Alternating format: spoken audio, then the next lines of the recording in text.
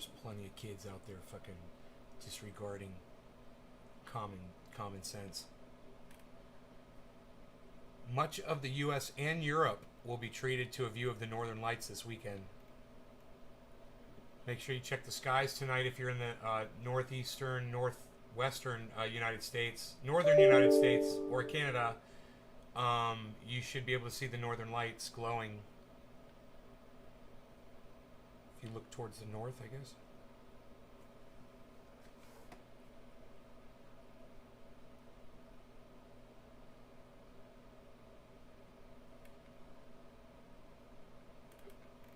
Hey Debbie, hey Nick, what's up guys?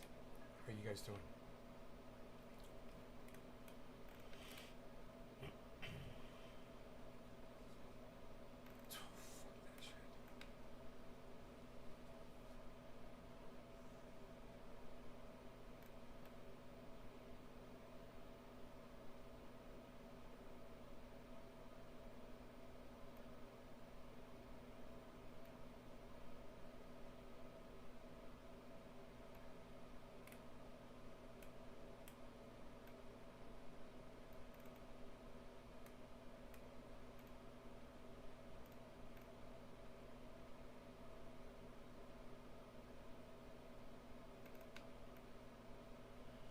Checking the news, there's nothing really going on.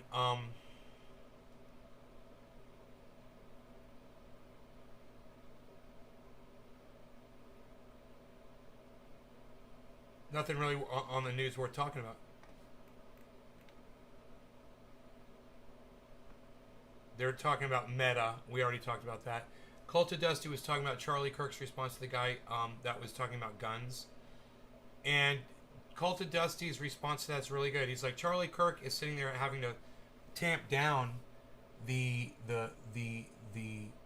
anger and fear that Charlie Kirk has created with his rhetoric.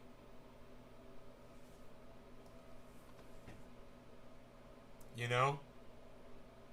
It's like you take a can of gasoline, you pour it all over, a big pile of wood out in your front yard, you set it on fire, right? And then you go grab a fucking squirt gun, and you try to put a fucking fire out with it. This is fucking Charlie Kirk. Let me put a tiny little face on here. And you know what? Cult of Dusty made a comment about his tiny face, about Charlie Kirk's tiny face. Tiny face Charlie Kirk. I was like, fuck yeah, he's got a tiny face. I talk about that shit too.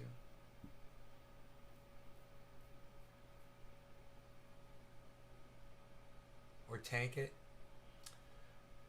Shiba looks like it's recovered nicely, man. Shiba's back to where it was, I think. That's good. Polkadot,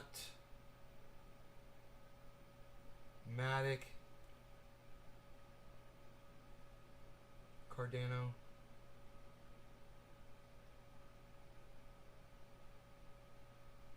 $2. Ethereum's at 4,300 and Bitcoin's at 62.0. Everything's looking really good and healthy. My portfolio looks nice and healthy. I mean, I'd be comfortable right now if I had to pull some money out. I just don't want to, I just don't want to pull it out because it's all worth so much more when it's sitting in Bitcoin or something else than when it's sitting in my bank account ready to go out to pay something,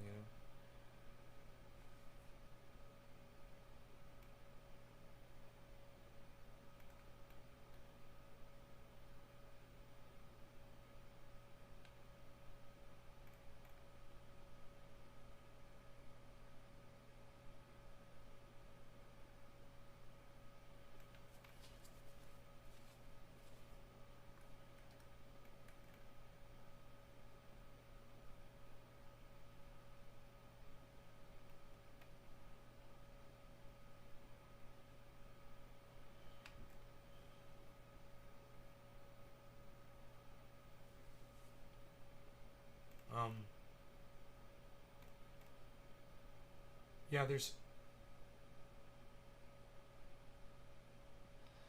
nothing in the news. I can't. I can't believe they can't find things to talk about in the news. It's like they're hiding shit, you know?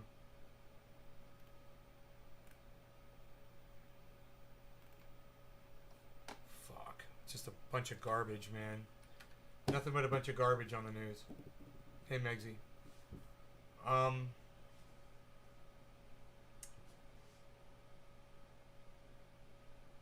This guy says Bitcoin's going to 20 million. You guys want to hear this?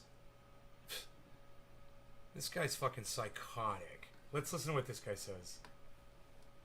Should be fun. Greg, one of the things that's just blowing me away right now, while we've been on this conversation, the news just broke that the FDIC chairman said that the banks and the oversight of FDIC are working to come up with a framework so that banks can hold Bitcoin and cryptocurrencies, and also trying to figure out how they would use it as collateral, hold it on the balance sheet, etc. Holy moly. Holy moly. Seriously? I swear. What's your thought process in terms of U.S. banks if they start to hold Bitcoin and use it as actual collateral? It's the pristine collateral of the world. Like, that is why I think the U.S. has been served up a gift by China. By China pushing Bitcoin mining to the Western countries, this is a gift for me and my children, and for you and your, I know you don't have kids, I don't think you do, but anyway, at the end of the day, your future kids, right? This is why we need to take this gift and embrace it, because you will have a store of value, pristine savings account, and you will still have the US dollar reserve currency or checking account for the world. And together, these dual networks will allow the U.S. Top of the hour, no lower regarding cannabis. Cannabis is tips for all. Cheers, everybody. Freedom, and it will supreme economy of global economy. This is what the world needs. This is certainly what Canada needs. Canada needs the U.S. because we're your second largest trading partner, and you are our most important trading partner. I need that for my kids. So I love the USA. I don't ever want it to fail. This is good for business. It's even better for freedom. And I just want to summarize with one thing here. I do believe there will be a time when energy, oil and natural gas is priced in Bitcoin. I think Vlad Putin is thinking of that right now. Okay? And to do that, he's basically thinking, how does he get out of the petrodollar? He doesn't want Redbeard, what's up? I'm Graybeard. In reserve. Those are fiat contracts that are programmed to debase. What if he took Bitcoin in payment for his energy? Wow. Then he's starting to build up a reserve of the most pristine collateral ever. Digital energy being paid for natural resource energy. I think it's inevitable. I'm an engineer like Saylor. I'm just playing the odds. And then if that happens, 5% of 200. Hey, Ryan, couple things, brother. Number one, let's not call it weed on my live stream. Let's call it cannabis, okay? And I don't know why you're laughing with tears coming out of your eyes when you're saying, let's smoke some outdoor cannabis. Are you trying to say something disparaging about my grow? Because it seems like you are. But, then again, you could just be saying something that doesn't make much sense. I don't understand the laughing after you say, let's smoke some outdoor, and then you say weed, and you laugh about it. So, let me know if I'm misperceiving something here. You followed me over from the Danters channel? Redbeard. Oh. Trendy Nick says, Ryan, shut the fuck up. Ooh. Really? Redbeard, I'm so glad that you came over. Thank you. We're going to be discussing crypto. So, good.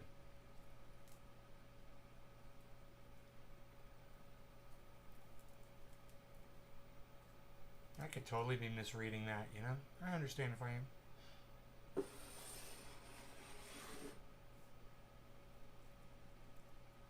But you said, let's smoke some outdoor weed, ha, like it was fucking funny or something.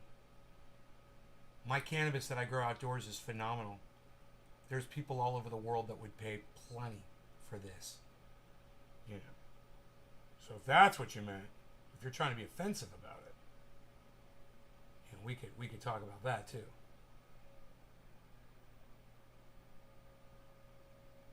add some color to that conversation as well. Color, color, color, color, color. Yo, Iceman. Color, color, color, color, color. Yo, Iceman.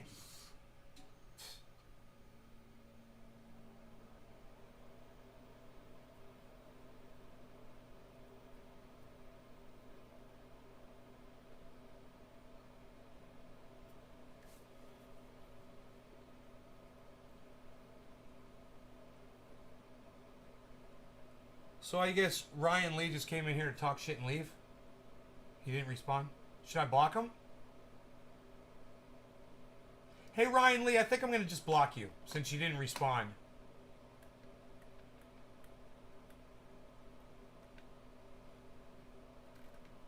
I give you 60 more seconds to say something before I block you from my live stream. And I'll block you on YouTube as well.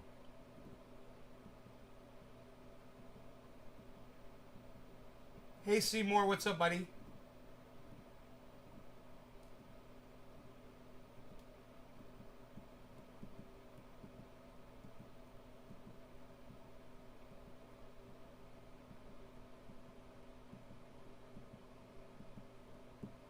I'm good with blocking you. All right. See ya.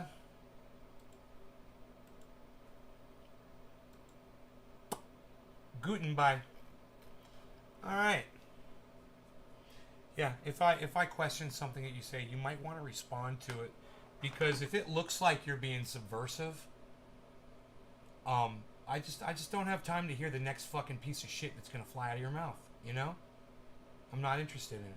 I just assume pre-block your ass. Hashtag pre-block.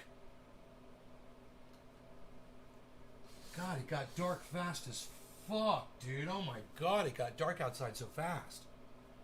It's 7:10, everybody. Happy 7:10. No law regarding cannabis. Cannabisism for all. Cheers. Hey, Nick, I guess that was a troll bitch, huh? Who would have thought?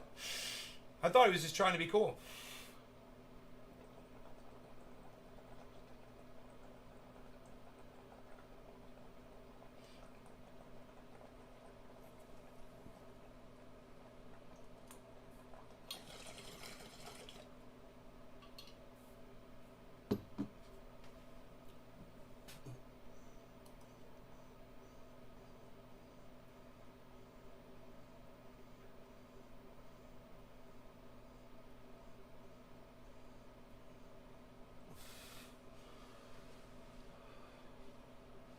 Oh, troll bitch for sure? Oh, for sure.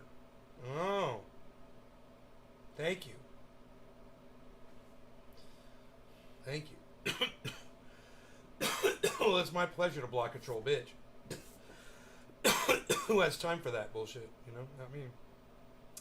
Dude, I need a splash of Covfefe. What am I even doing? Nobody's even doing it like this anymore, pal.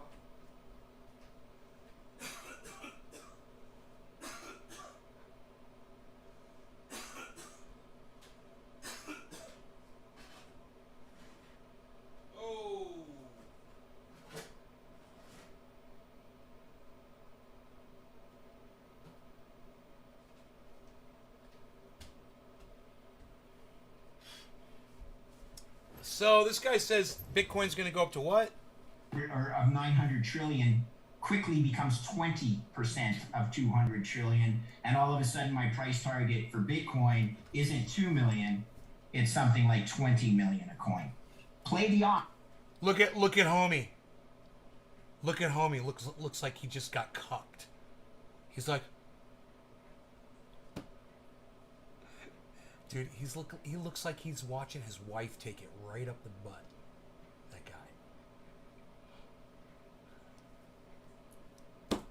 guy. Dude, you want to hear him say it again? Percent of 200 or of 900 trillion quickly becomes 20% of 200 trillion. And all of a sudden my price target for Bitcoin isn't 2 million.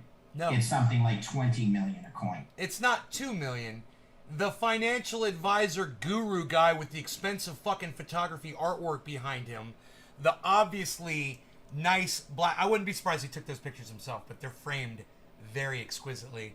That is some nice artwork too. Even if he did take those, that's some nice shit. Very perspective-y. I like it. He is saying, I wonder what this guy's worth. You guys want to find out this guy's net worth? Greg Foss. Okay, let's find out. Watch. Let's find out right now, shall we? This should be fun.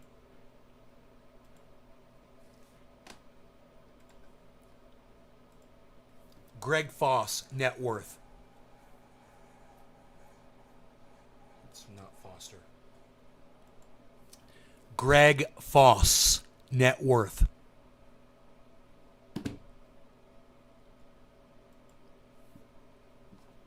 Greg Foss net worth.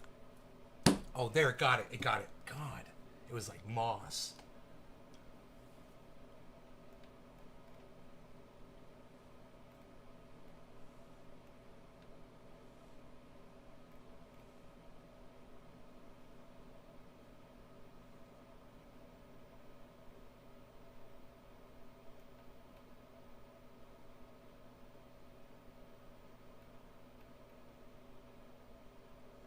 Dude, this guy's all over the place. I wonder what his net worth is.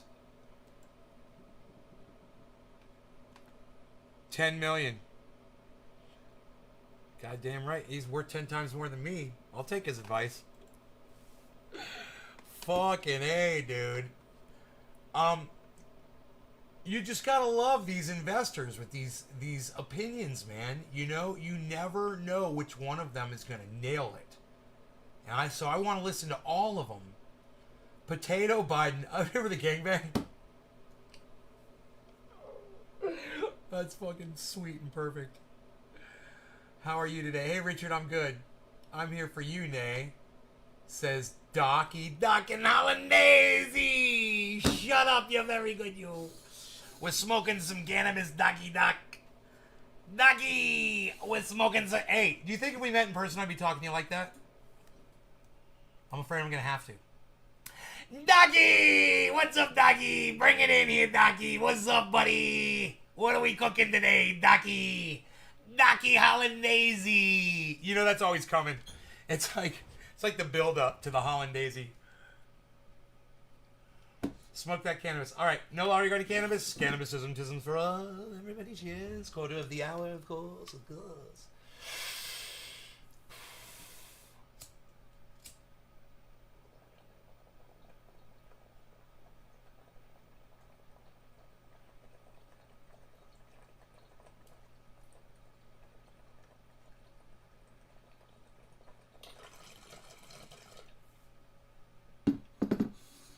No, I don't know what ADX is.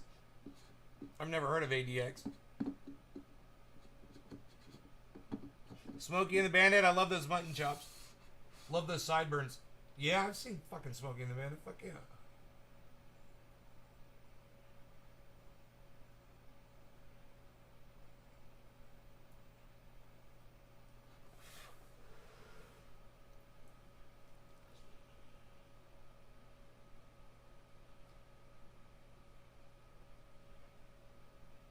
Yeah, I've never heard of that one. In Orlando. A Triage Oil shirt? Okay. I will see you in a Triage Oil shirt in Orlando. Docky Hollandaise.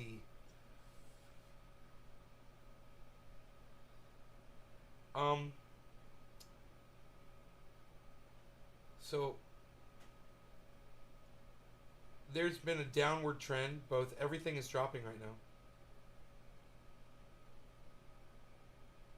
You guys want to see it?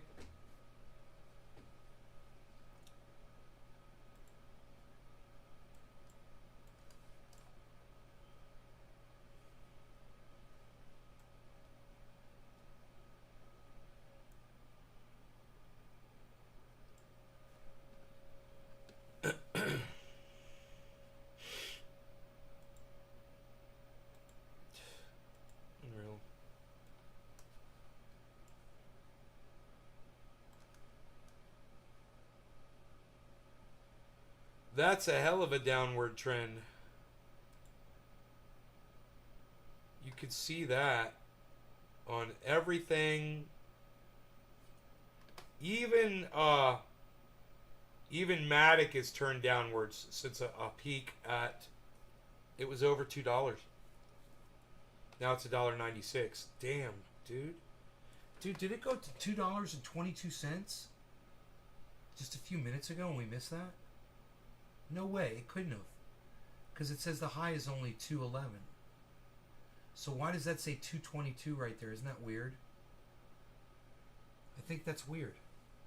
222, but the high is 211.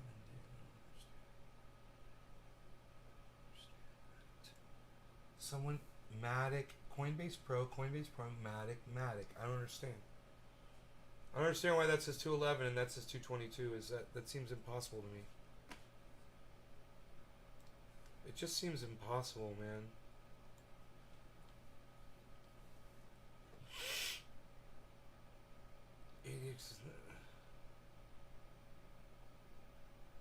No, Richard.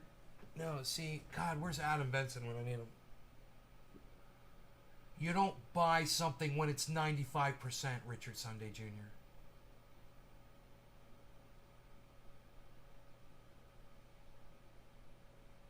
You are so noobish, bro. You're so noobish. I wish Adam was here right now so we could laugh about this. I'd be like, see, Adam, this is what I'm talking about, man. You buy the dip. That means if your shit's 95%, you don't fucking buy it.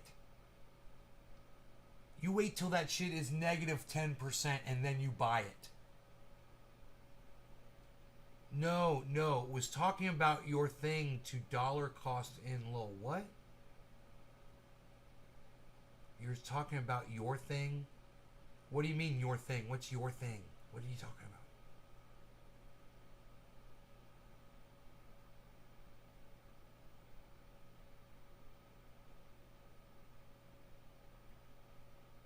You gotta check what's low, bro. You know? And that's when you buy a whole bunch of it. Let's look. Look, check this out. It's really easy, man. We got it all right here. See this? Here's our chart.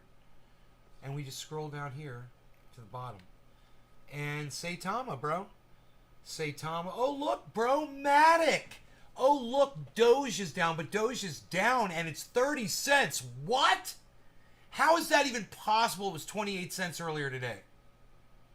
You said you paid more than what Cardano is at the moment. No, I didn't. I didn't say I paid more for Cardano than it is right now. Are you fucking crazy, bro? You're not listening to me at all, man. Don't put fucking words in my mouth.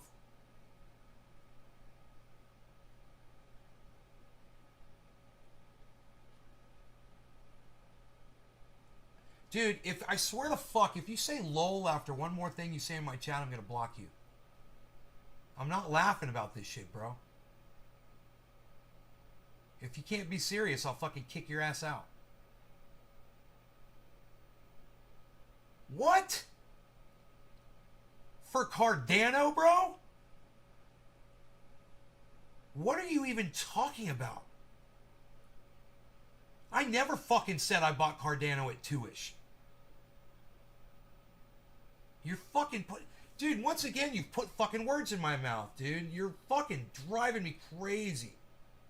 No, I told you to stop saying fucking lol after everything you said. I also said, the next time you put lol after something you put in my channel, I'm gonna fucking block you.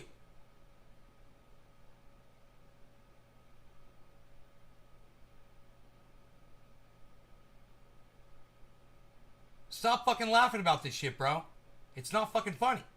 You know, you seem to have a communication problem. You know, you seem to have a listening problem. And then you misrepresent the facts, and then you fucking lie about me. You know, you're a fucking liar now.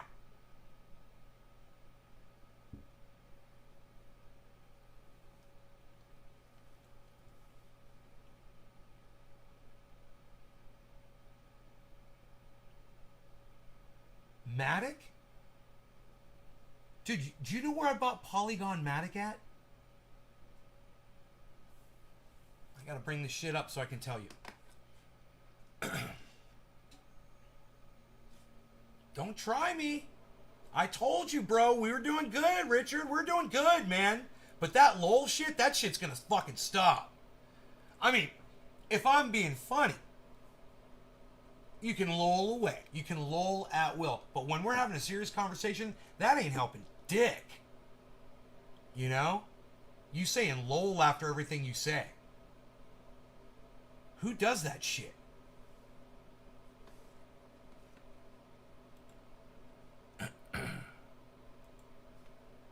Alright, so.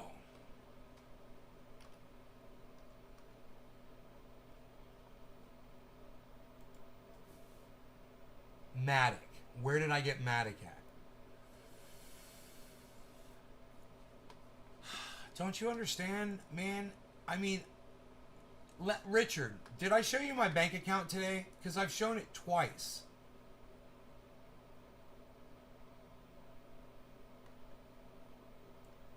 Yeah, but you're saying lol after you say serious shit.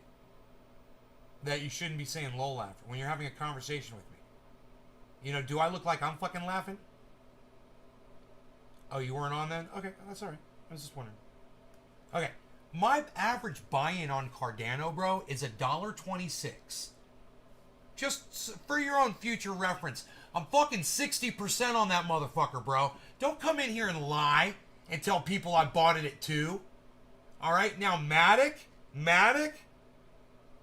I got that shit at 98 cents, motherfucker. You want to keep lying, bro? You just don't have the same personality. Yeah, I know, it's crazy, isn't it? It's almost like I've got multiple personality disorder. I'm not lying. Oh, no, you fucking lied, motherfucker. Oh, you fucking lied, you little bitch.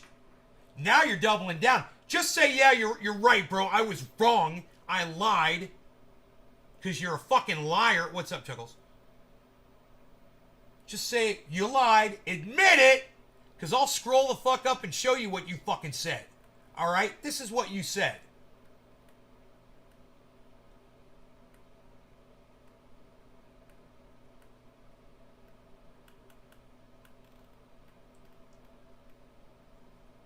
Richard Sunday Jr.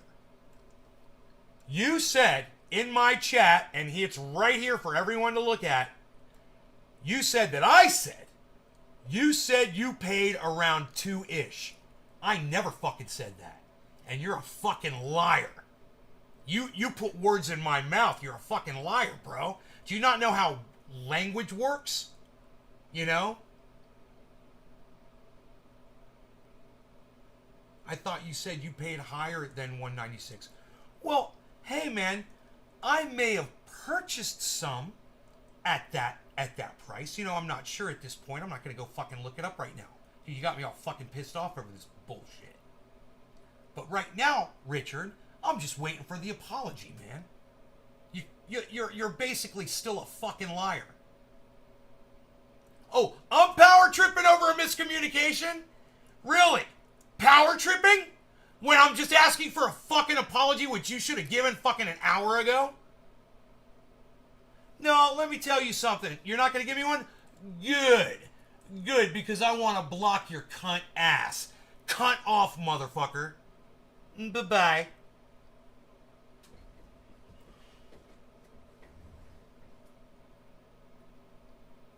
You know, it's like someone fucking straight up lies. You show them their lie.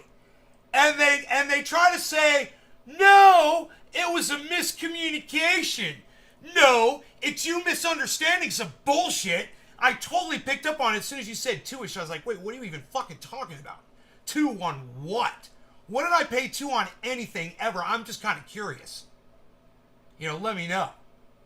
Because I got Doge at fucking 5 cents, motherfucker. So maybe that's the one you're confusing it with. You know, I didn't get it at 2, I got it at 5. Was I power tripping, everybody? You know, did you feel like I was power tripping? Did I hurt some feelings out there? Was I power tripping? This motherfucker said I made a bad fucking stupid ass trade on my goddamn, right now on my chat. made a stupid ass fucking comment, fucking basically slandered me, right?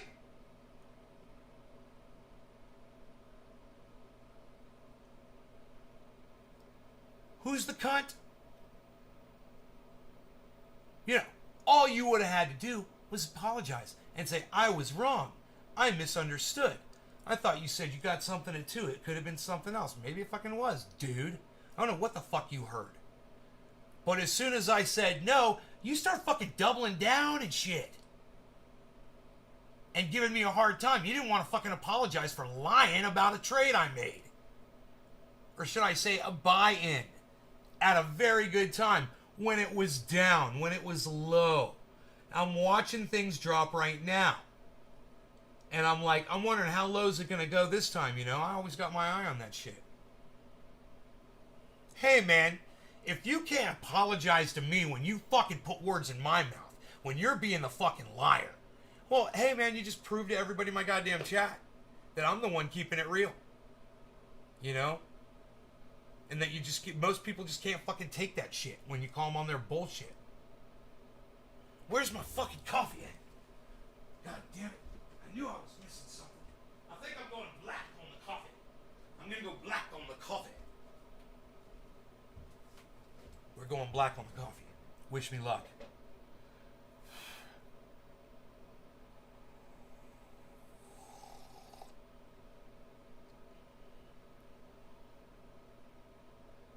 Totally black. Oh, that is nice coffee.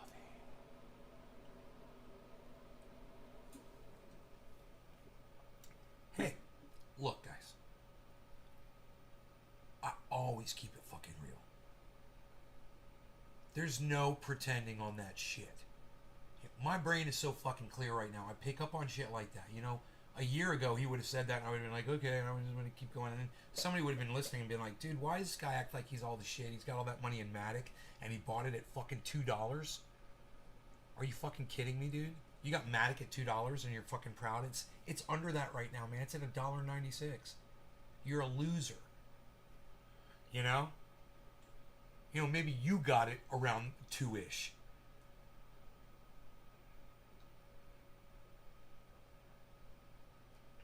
Why are there so many deleted messages? Ball dip. When I delete somebody, when I block them, in certain services, it will actually delete their chat, I guess. I guess it deletes the chat on YouTube. When you block them on YouTube, it deletes all their chat. I mean, I'm all for preserving that chat record. That's why I let the chat play here. You know, Ball Dip? You know what I'm saying?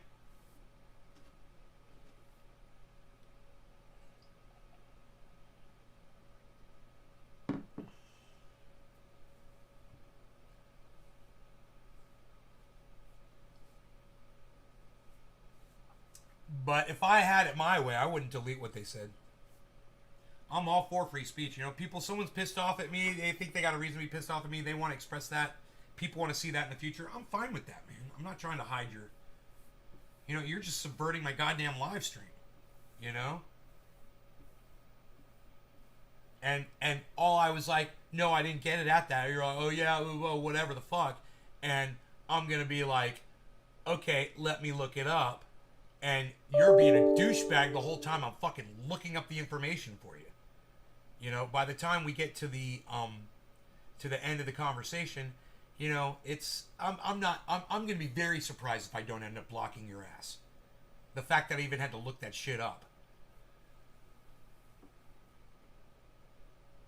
But we were discussing dollar cost averaging, and I think that's very important. I think that's very stupid. You know, I don't think anybody should ever fucking dollar cost average. You know, that is how you don't make fucking money. You want to make money, you buy the dip. That's all you do. You buy the dip. On whatever coin you want. You wait for that motherfucker to be negative 10%, negative 30%, you know, down for a fucking month or a week or whatever. they're all, most of them are coming back no matter what. Especially the ones that are established today. Because imagine how many are going to be established in a year or in 5 years. And you're going to be in on these right now. So, there's new ones coming out almost every day that are actually starting a name for themselves because they're pumping, and they're pumping and then they're keeping with the goddamn market, or they're pumping and they're doing what other ones have done and they're following in the footsteps. If I was a multi-millionaire and I had all kinds of money to play with, I'd be fucking doing all kinds of shit,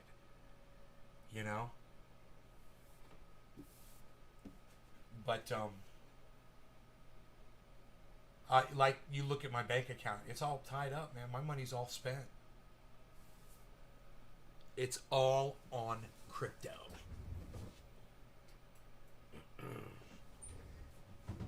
I haven't even checked in a while to see how much money I've made. Like if I pulled all my crypto out, everything right now, minus the missing Bitcoin, I'm probably missing close to half a Bitcoin or something. So subtract that. You should make a smoking investing club. That'd be so awesome. You also have an awesome room. Ball Dip. Well, thank you, sir. I do appreciate that so much. Thank you so much. Listen, I do have a smoking investing club. This is it. I tell people where to put their money. I'm not trying to make any money off of anybody else. I don't ask for anything in return. I would love people to come back in here and say, hey, you made me a bunch of money. You got me into crypto. You told me about this one. You told me about that one. I put all my money on Matic when you did, bro, and it fucking blew up. I put all my money on Harmony One when you did, and it blew the fuck up. My Harmony One right now is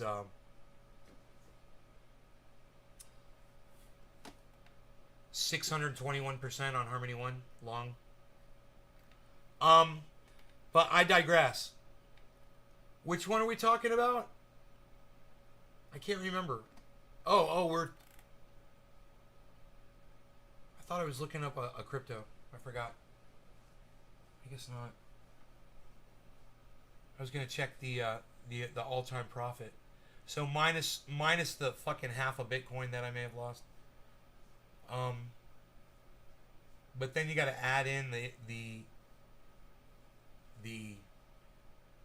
I make interest on the Bitcoin sitting in Celsius. So that's not on there. So you got to add that back in. Which is not a lot.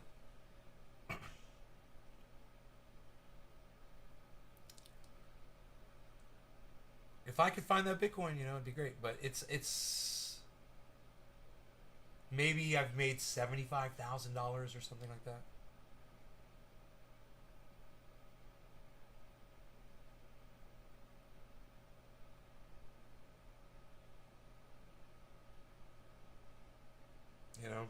I've been doing this since February. But that doesn't include the profit that I've pulled out.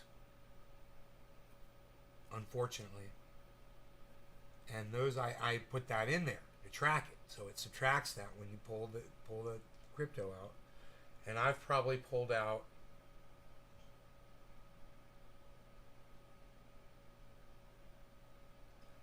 that's probably where most of the Bitcoin went, from pulling profit. Maybe I didn't enter those, those profit pulls. It's very possible.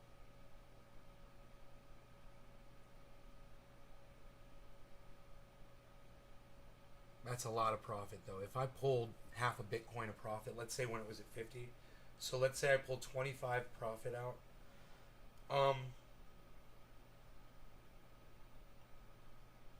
it wouldn't have been all from Bitcoin. I know, because I pulled from other ones, and I was so sad that I did.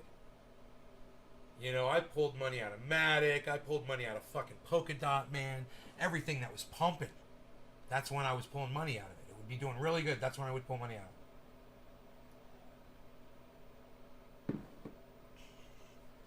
What's up? Anyway, this is, like I said, this is my smoking investing club right here, bro. We go live 3 times a day, every day. I can't even believe I'm live right now. But here we are, and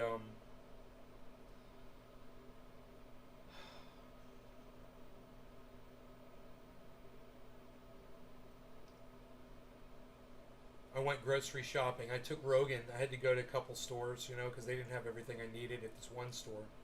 So I went grocery shopping twice today, too. I mean, 2 stores, and I had to go back once. And I still forgot hamburger buns. I need freaking hamburger buns. But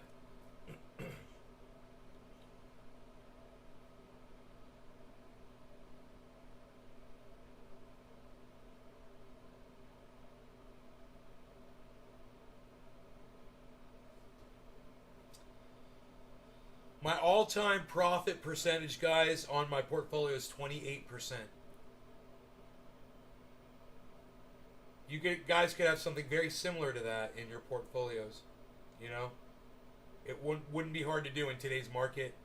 Like I said, there's some things that are down really low that are going to pump. There's new cryptos that are very inexpensive that are going to, they're going to go crazy. This guy made $4 billion, guys. You know, on Shiba Inu.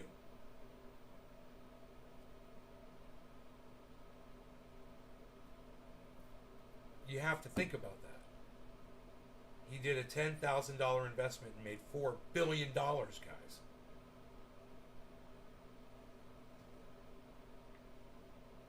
He still holds that Shiba Inu too. That person did not cash it in. Someone is very wealthy. And, you know, they have to report those.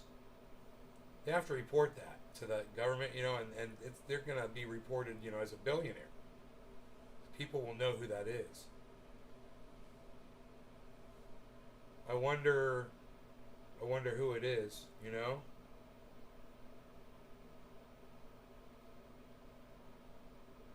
The vampire look. The old vampire. I am the old vampire.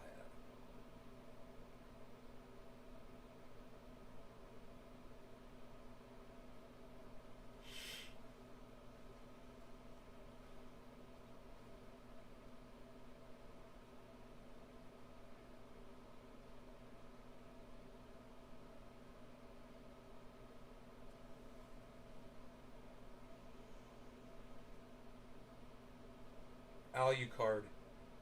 I am Alucard. I am the old Alucard. Alucard.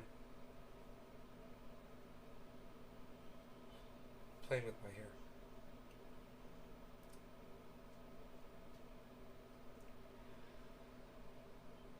Nugs money.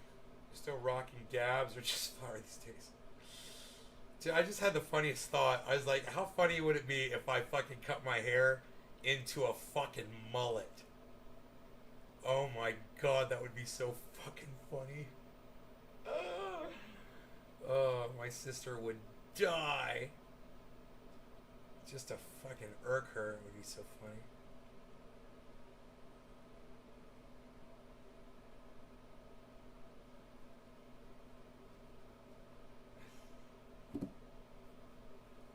Felon Degenerate. Check this out, yo.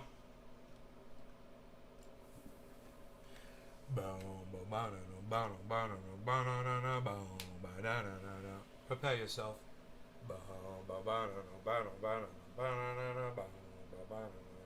Prepare yourself.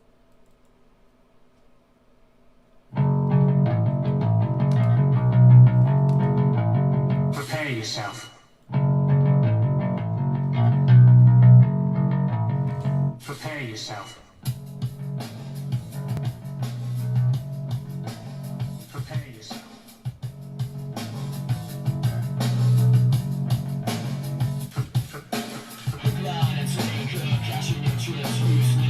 A skullet.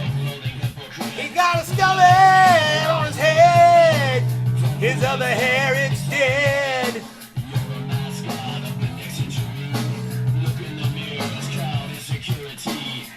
But he's bald, so don't scold. Don't scold.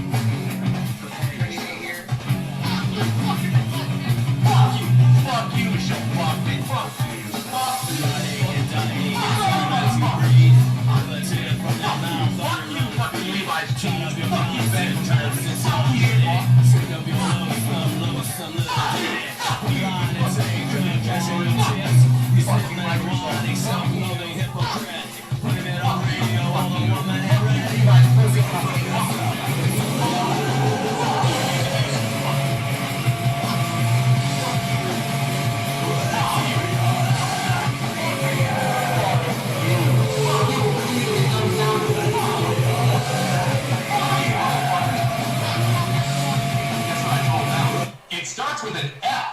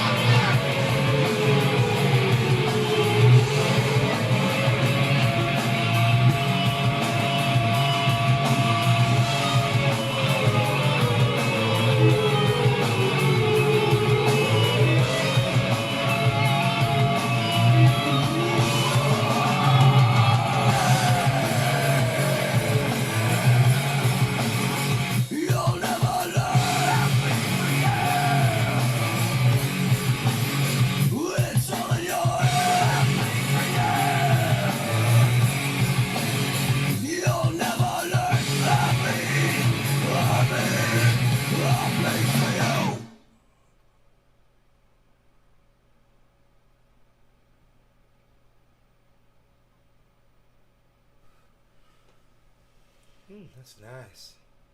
That's really nice. You guys like that? I like the bong rips. I like the dabs. I like the cryptos. I like to talk about the cryptos. I like to listen to other people talk about cryptos. I like to talk about strategies. I want to find out what percentage someone's portfolio profit loss is at. You know? I want to find somebody who's picking winners before they become winners. You know? And sharing that information. Lark Davis has great recommendations. This guy, other guy I was watching, I can't remember his name, unfortunately, sadly. Great recommendations, though. You know, just I would have never heard of one of these if it wasn't for watching that guy. I can't remember what it's called anymore. Mononuki, I think.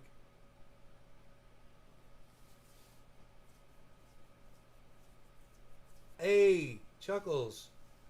Chuckles is here. Chuckles is here. Chuckles is here, folks.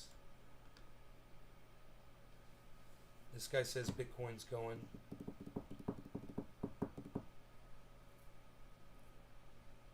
So not interested in that bullshit. Not interested, motherfucker. Anything with Joe Biden, not interested. Why all institutional investors will own Bitcoin. 48 minutes. Oh, fuck, dude. Really? This would actually be a fucking interview worth watching right here, guys. Look who it is. Well, welcome back, everybody. I'm thrilled that you are sticking with us throughout the program, and this is going to be one of the most dynamic sessions of our entire day.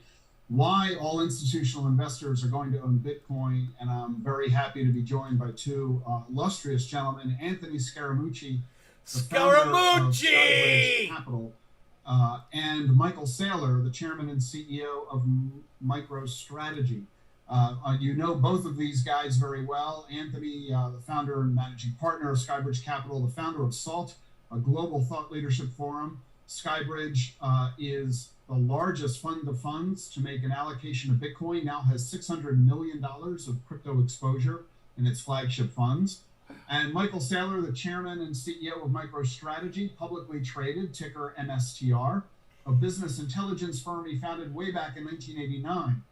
He's also the founder of Alarm.com and the named inventor on more than 40 patents and author of the book, The Mobile Wave. He founded the Saylor Academy, a nonprofit that's given free education to more than 800,000 students. Michael has dual degrees from MIT in aerospace engineering and the history of science. Welcome, Michael and Anthony. Good to have you both. Yeah, thanks for having us. Great to be here. It's great to be with you. Michael, let me start off with you because what you've done is unique, I think, in the marketplace. Publicly traded company, one of the major business information sciences companies available on a global basis. You've placed a significant, that's an understatement, a portion of your company's reserves into Bitcoin. I think it's now $6.5 billion in value.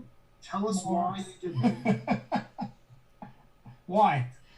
Well, look, we had $500 million business growing 0% a year. We had a $500 million treasury paying 0% interest a year.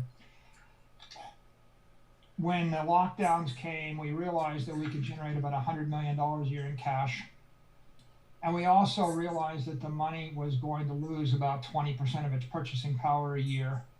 And my simplistic math was 2,000 people work for a year to make $100 million, and then we lose it all because of inflation, which meant that if we work forever, we get nowhere. Or to use a famous phrase, the road to serfdom is working exponentially harder for a currency growing exponentially weaker. So we decided that rather than stay on that rat race, we had to do something. And the big observation is that most balance sheets of corporations are composed of cash and credit. And I would say they're crumbling cash and credit. If you're sitting on $500 million in cash and treasuries and you're getting a effective 1% yield or 2% yield or less, right? If you wanted less than 5-year duration, you can't even get 1% yield. Right. So in that environment, you got a negative real yield of minus 15%, minus 20%. The S&P 500 is up 25% year over year. So your cost of capital is 25% on the money. You're getting 1% yield. You're minus 24%. So you're destroying shareholder value at a ridiculous rate. God. We decided we either had to give the money back to the shareholders or we had to invest it. We split the difference. We offered to give half of it back to the shareholders in a Dutch auction, and then we took the other $250 million and we bought Bitcoin with it because that was the hardest asset, the highest quality property that we felt we could find as an inflation hedge. The strategy worked well. The shareholders loved the idea, so they didn't tender all $250 million worth of shares, and we ended up with $175 million more in cash. We invested that in Bitcoin. We had $425 million in Bitcoin. Bitcoin traded up. Then we had $1 billion in Bitcoin. You know, we generated a bunch of cash flow. We sold some convertible debt. Then we had $2 billion in Bitcoin. Bitcoin traded up. We raised another $1 billion at 0% interest. Bought some more Bitcoin. You know, it kept going. Then it traded down. So we issued $500 million in senior debt at 6 and an 8% interest. And we bought Bitcoin in the mid 30s. Traded up a little bit more. We sold $400 million of equity. We bought some more Bitcoin in the mid 40s. Now Bitcoin's above 60,000. To make a long story short, Look, we got a $500 million software business growing maybe. I bet you go back and look at the goddamn volume and literally see those buys in the market when they were making them on those days, I bet you could literally, when you're always wondering, what the fuck made the market do this? Listen to what he just said they did. % interest, bought some more Bitcoin. It kept going, then it traded down, so we issued $500 million in senior debt at 6 1/8% interest, and we bought Bitcoin in the mid-30s. Traded up a little bit more. We sold $400 million of equity. Right. We bought some more Bitcoin in the mid-40s. Right. How much? Now Bitcoin's above 60,000. To make a long story short, we got a $500 million software business growing maybe 10% a year, generating $100 million in cash flow, and we have a $7-point-something billion digital property business growing at the rate of Bitcoin, and we transformed ourselves sort of into Cheers, into a Kevin, property development James, company. thank But you. the property is digital property in cyberspace. And we keep, and the core business remains the same and is better than ever because it's been helped with the halo of the Bitcoin strategy. So you've encouraged other companies to do likewise. What's the reaction been of other CEOs and corporate treasurers? I think we're doing great. I mean, a year and a half ago, no public companies had any Bitcoin. By the end of this year, there'll be 36 public companies. And you've got a dozen Bitcoin miners coming public. You've got Bitcoin miners buying Bitcoin. You got Square and Tesla buying Bitcoin. You got the ETFs coming out. So I feel like we're having about as good a progress as we can have in 12 months. But we're 1 year into a 10-year run, right? And so do you have a number in mind of what you think is going to be at that end of the 10 years of what Bitcoin's price might be? Look, my view of Bitcoin is if you value it as digital gold, it's better gold than gold, as Anthony has said before, and that makes it worth 20 trillion. And if you think of it as digital property, like a digital hotel in cyberspace or digital real estate, well, it's going to demonetize a lot of real estate and a lot of property, and that makes it worth 100 trillion. And if you think of it as digital money or digital energy, because you're going to move it 1 million times a second and Thank you, split. Kevin. When the hotel gets split into 1 million little hotel minutes and rented out around the world and recomposed. You guys want me to smoke, moved son? at the speed of light. Then I'm I think down. it's worth a lot more than I'm 100 down. trillion. It becomes Down. worth a Smoke. $250 trillion plus thing. So I think Bitcoin's going to go up with volatility and some cyclicality over time. And So going to be let's just put important this in. all of our lives. Let's put this in the context. On the low end, you said 10 trillion. On the high end, 250 trillion. Bitcoin's market cap today is 1.5 trillion. Yeah. So you're looking at substantial upside, 10x to 200x. Anthony, you did something at Skybridge that is Do I equally. have to speak because I can listen to Michael Oh Saylor my all day and night. Fuck so yeah! You sure you Oh, want me to speak dude! because Michael's He's such a charmer. I love this guy, man. Is that fucking awesome that he said that? Oh my god, I fucking love it. That is so badass, dude. This guy was working for fucking Donald Trump, man. He's in the goddamn White House, It's fucking cool. It's fucking just... It's very respectful, very, very nice of that guy, Michael's doing a great job. Anthony, you have to speak. So, Okay, go ahead. but you can only speak to the question that I asked. All right, go So, ahead. you did something equally unusual as Michael. You decided to put Bitcoin and later Ethereum as well into your flagship funds at Skybridge. So, talk about your thinking, because you're at a different journey and a different logic stream. Trajectory. Well, my journey actually starts with Michael Saylor. I think he may remember this. I listened to him on a podcast about his investment in Bitcoin, and I reached out to a mutual friend, and I asked Michael if I could have a phone conversation with him, and then we did that. And then I asked Michael if he could join me on a Salt Talk series, and he did that as well. Nice. And Michael, I think, brought me, frankly, to my eureka moment. So even though I'm not a corporation in that several dozen corporations that Michael's referencing, I want to say thank you to Michael here in this public forum for helping me see what he saw. And Michael basically explained to me something that is seminal that I think needs to be repeated everywhere, that Bitcoin itself is a network. And if you understand the exponential growth capabilities of the Bitcoin network and how fast it's grown since its inception, outpacing other networks like like Apple, Google, Facebook, Amazon, other right? types of networks that work off of Sure. Metcalfe's law. And then Michael also brought up something to me, which I'm sure he'll remember. He said, well, let's take Coca-Cola. And suppose we destroyed Coca-Cola tonight. We had the words Coca-Cola. Could we restart Coca-Cola? And of course, the answer is yes. So he was using the example of an old-fashioned network. And I don't know how many wallets there are now, Bitcoin. We can guess at that. There's probably between 180 and 250 million wallets from our best guesstimate here at Skybridge. And if Kathy Wood is correct, it goes to $1 billion, Rick. We'll be well over $500,000 a coin at that moment because of the scarcity. So first off, I want to say thank you to Michael. One of the more brilliant things that Michael has done in his life is shared his insights with other people. His institutional forum, I don't know, Michael, was that 6 months ago or 8 months ago, was one of the more brilliant things that I participated in. And, we need people like Michael to explain to people. Are you guys enjoying who this? Are conditioned for the temporal world, where Top we're of the going hour. and why we're No going longer regarding there, cannabis. and Cannabis how is we're just getting for all. there Cheers, way everybody. faster than people originally expected. And I'll just say one last thing. We are so early. It is mind-bogglingly early because you have some of the elder statesmen of the financial services community, whether it's a Warren Buffett, a Charlie Munger, or a Jamie Dimon, who still have not spent the time on this. And what I would encourage everybody listening into, please spend the time on it, because if you spend the time on it like Ray Dalio did or others, you end up owning some of it. And I think it's worthwhile for yourselves, your portfolio, and your team.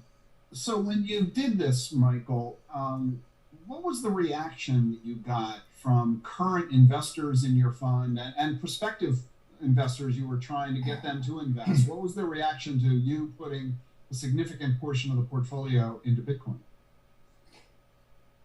I think that everybody goes through this learning process. That and, tasted so fucking first good. People, That's the candy, if I'd yo. done It's this the candy. before March of It's the 2020, candy, yo. they would have It's the said you're candy. out of Plate your number 3. mind. But if you'd asked me about this in February of 2020, I would have said, why even asking me this? I wouldn't have even considered it. So I think that people weren't ready to embrace this idea before March of 2020. But after March of 2020, if you said, hey, I have an idea, Oh, God, I think that everybody will fucking work got from me so home and fucking we'll hot. Zoom everywhere, and I'm going to try something new in my business, you would have said, well, there's a war on COVID. It's a difficult time. I guess you got to try new things. So I think that people became more open-minded after March. And we started from a point of view of open-mindedness. My board was open-minded, but it took them a while to get educated. And then with our outside investors, we didn't know how they would view it. We're a public company, so we took the safest course. We created a Dutch auction, and we telegraphed what we're going to do. We said, this is our strategy. If you don't like it, we'll buy you out. And we waited 20 days. And by the way, we offered the Dutch auction at 140 a share. The stock was trading 120. The stock traded between 130 and 140 for a while. People weren't sure the auction was going to go off. And then they came to their senses and they're like, wait a minute, the 140 is a put. The stock should be above 140. Then it traded above 140. And we didn't know whether we'd have 250 million tendered or nothing. And we only got 60 million tendered. So what that tells you is, at the end of the day, all but $60 million worth of the shareholders decided that they liked the strategy, or at least they would try it. And they tried it in the 150, and then the stock went to 160, and then it went to 180, and then it went to 200. And then around 220, I think Citrin wrote some kind of report on Bitcoin. And then people started thinking that, well, maybe this wasn't a bad idea after all. This might start working. And if you asked the shareholders how they felt about it then, they would have given you a different answer than during the Dutch auction. Let me tell you, I met with 10 shareholders during the Dutch auction now. on a standard investor conference. And I thought, I went into 9 of the 10 were positive, and I went into one meeting, and my head of investor relations said, this person's really not liking this strategy. He's asked a lot of questions about it, so get ready for a difficult meeting. And I went in there all suited up for battle, and he said, tell me about Bitcoin. And I said, well, it's a digital monetary network, and we want to use it as a currency inflation hedge, blah, blah, blah. And this is technically why I like it. And he goes, oh yeah, I already know all that. I own Bitcoin. And I thought, well, why you beating me up on this? And then he wasn't. And then I thought, why are my investor relations people telling me to be worried? And what I realized is Bitcoin is one of those things where everybody just kind of feels the need to ask the question, have you thought it through? And so this guy's asking the question so he can tell his investment committee that he did his due diligence. And my investor relations people are asking the question so they can say they did their due diligence. And my lawyers and my lawyers' lawyers are asking questions so they could all check the box that they did due diligence. But when you poked, I got to tell you, I met so many people that after they said, how are you going to do it? How are you going to custody it? How you think? They're like, oh yeah, good idea. I own Bitcoin. And so I think the consumers figure it out, but getting the institutions around, it's like I met guys that bought $25 million worth of my stock or worth of my debt, and it was the first time they had the ability to buy a Bitcoin security, but they had been Bitcoin believers for years before. And so institutions come later to the game than the retail, just because there's more inertia. And because their jobs are on the line. They're not going to personally profit if they're right, but they'll get fired if they're wrong. So it's totally reasonable. The journey of financial advisors, and the journey of the big banks, and the journey of the ETF. And even within the ETF, Gensler says, well, Bitcoin futures have been trading on the CME for 3-4 years, so we felt more comfortable going with that ETF vehicle because we have more time, studying that one. The world, I think what happens here, Rick, people forget. I love how symmetrical everything is behind him. This is a technology. This is so the creation perfect of digital property or digital energy, or digital gold is a small thing. Digital property and digital energy is a big thing. If I told you I invented electrical energy, and by the way, John D. Rockefeller invented chemical energy. He put energy in a bottle called Standard Oil. If you think about Standard Oil, what the name means is he standardized the delivery of chemical energy in a container so that it was clean and predictable. So John D. Rockefeller standardized something. It took 40 years, 50 years for people to get their head around what that meant. What's up, buddy? When electricity came along, if I knocked on doors in New York City and I said, hey, I got electricity, lightning in a bottle, you can put it in your, in your house, in your ship, in your, sewing machine factory, in your restaurant. Are you ready? No creamer in that coffee. People in the first year aren't going to get that one either. Right? Someone's going to burn their house down. Someone's going to get electrocuted. Something's going to catch fire. Someone's going to say, don't let that guy put that in my neighborhood. Could you imagine going into your apartment in New York City in 1905 and saying, I want my apartment to be the first one wired for electricity? Oh, it was horrible. So the point is, other major breakthroughs in energy also took decades. Fires. And it's totally reasonable. Bare wire. Maybe the lone investor, they go first, and the small business, and then the larger business, and then the small city, and then the larger city, and then the company, and everybody finds their way to the future. It's interesting you mention oil. People tend to forget that oil was the newest asset class until Bitcoin came along. And oil goes back 150 years when discovered in Texas and then Saudi Arabia. And we look at the impact on the global economy as a result of the discovery of oil. And now we have the invention of Bitcoin, which is the only other new asset class ever devised since oil itself. And so the transformative power of this is quite remarkable. Anthony, did you have a similar experience when you first decided to put Bitcoin into your hedge fund? What reaction did you get from clients and we got prospective clients? We got sold out at Merrill Lynch. Wells Fargo said, okay, no more there. We've been put on hold at other wirehouses. And we did the calculation. We said, okay, if these wirehouses are going to sell us out or recommend a sale, how many smart FAs are willing to stay in alongside of us? Who will leave? And then subtract that to what we think the appreciation is in Bitcoin. And this is more or less what Michael did with the Dutch auction that he referenced. So, you know, we had people leave and it was worth it. I had a call this morning with a very large institution in the Middle East who thanked us. It's a year later, and they said, you know, we just want to thank you for bringing us into the 22nd century. You know what? We were kicking. These guys could have killed him. These guys that he's talking about doing business with. And he said in another interview, he said, I had to fly out there and explain to them what the fuck was going on when the market dumped and shit.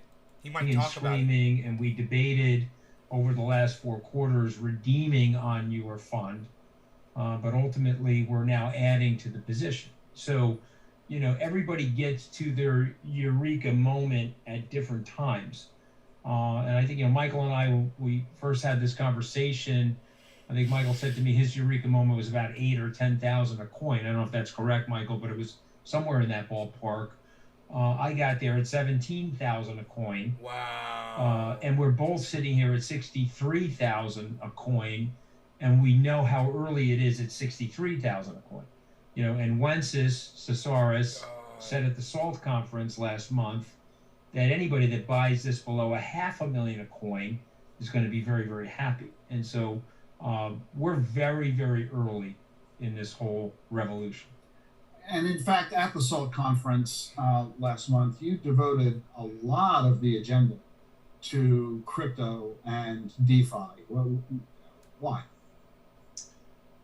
Well, I mean, to me, one of the responsibilities we have with that conference, remember, it's an open source system. The editorial content is open source. We invite every single one of our competitors. I believe in collaboration, not in competition. Hey, John. And I'm always searching for the subject material that I believe our industry needs to learn about. Wirehouses. So it could have been, you know, 2016. It would have been policy, perhaps. In 2018, it was programmable biology. How we're changing the world with plant-based proteins, which could have a big effect on our ecology as well. So funny. And in 2021, it became very clear to me that the industry, the hedge fund industry, needs to get up to curve on digital assets. And so, you know, we had the Sam Bankman-Frieds of the world. Unfortunately, Michael had a schedule conflict. We would have loved to have had him, but we had Pete Brigger and Wences Cesaris and a whole host of different people, Dan Moorhead from Pantera, coming to at least explain to people what Michael already knows and what you already know, Rick. This is a delayering mechanism. Okay, imagine Bitcoin helping the underbanked, helping Latin American countries, taking out the permission to make the transaction.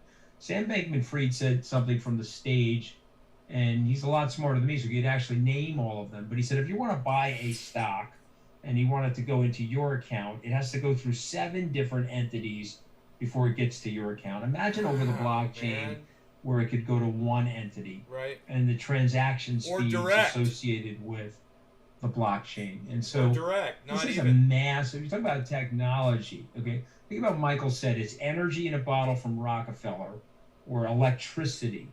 Imagine this as a delayering mechanism for the society. So it's actually going to reduce energy.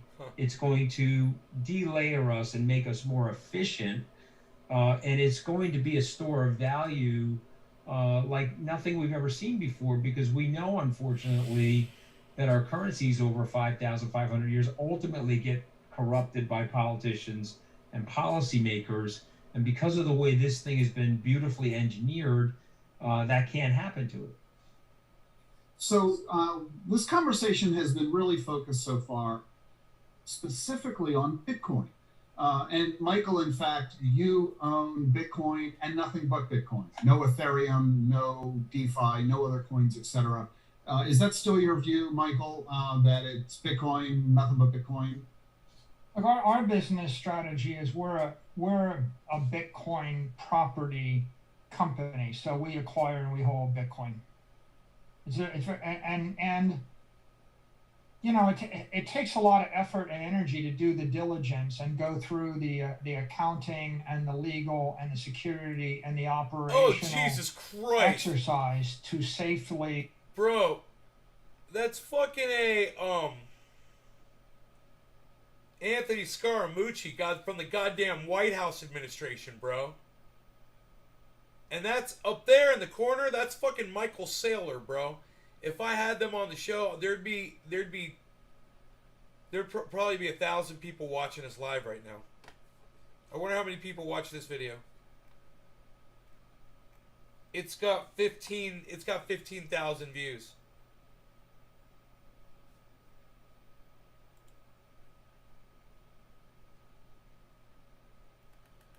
What a great fucking interview, though, bro. I mean, I just really want to listen to what they have to say, you know? It's great. It's great. It's great. Oh, it's great. So, this is where some of our cryptos are right now. We'll just go over here to the crash list.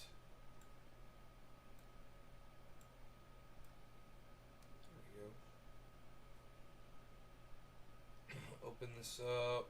Okay, there we go. Okay, top. Nano, 37%, 24 hour. Mana, which is Decentraland, guys. That's one I've got a nice little piece of. That's 25% over the last 24 hours. We've got Shiba Inu up here at 20%, 24 hours. All these are 24 hours. Then the next one is 7%. OGN, HBAR, 6%, 7%. Binance, 7%. Crypto.com, CRO, 5.6. SNX, that's one of my favorites, guys. Synthetics, SNX. It's doing just 3.6%, guys. And everything else is, you know, way underneath that, you know.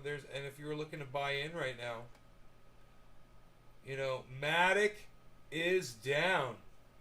You know, I told you get it at $1.61.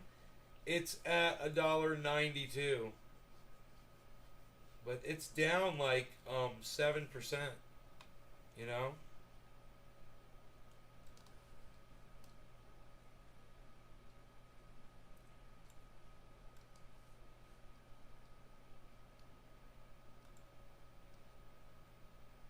But I'm looking for that drop, man. I'm looking for that. Look, fucking Saitama dropped. Looks like Polkadot dropped. There it is, man. Polkadot just dropped. What's up with Dot?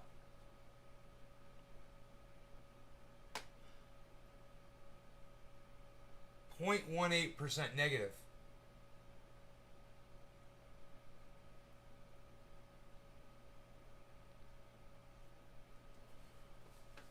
It dropped way down. You can see it here in the.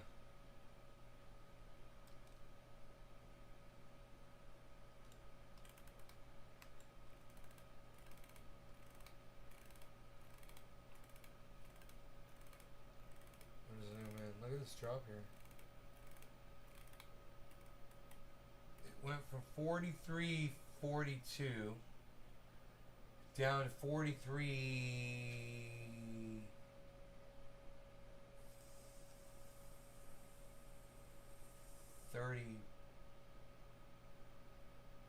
34. Huh. That's a big fucking drop, man. What the fuck? After 4 yellow spikes, it drops? What the fuck is up with that? Something weird's happening in the market. Something I cannot explain.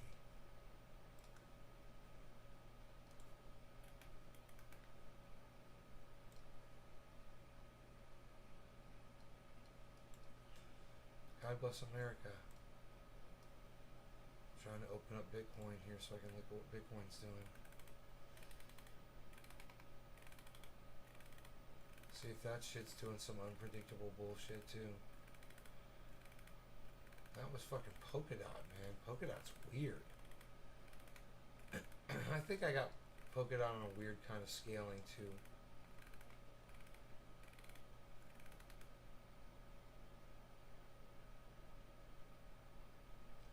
But Polkadot's dropping, man.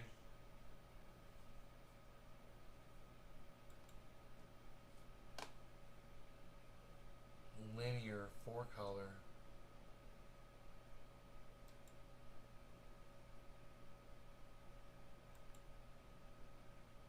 Logarithmic.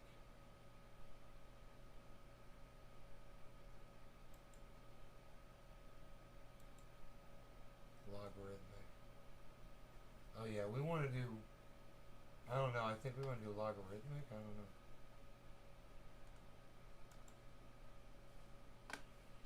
It's just weird that it's flat like that, right there. I'm not used to seeing that. I'm not used to seeing it like that at all.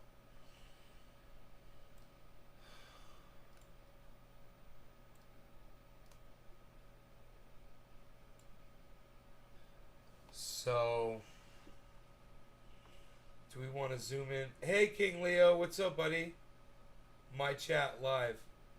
King Leo 1000. My chat live. My chat bubble live.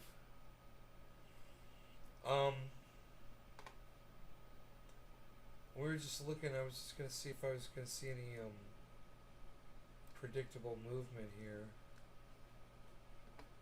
You know, I can zoom in real easily on Bitcoin right here.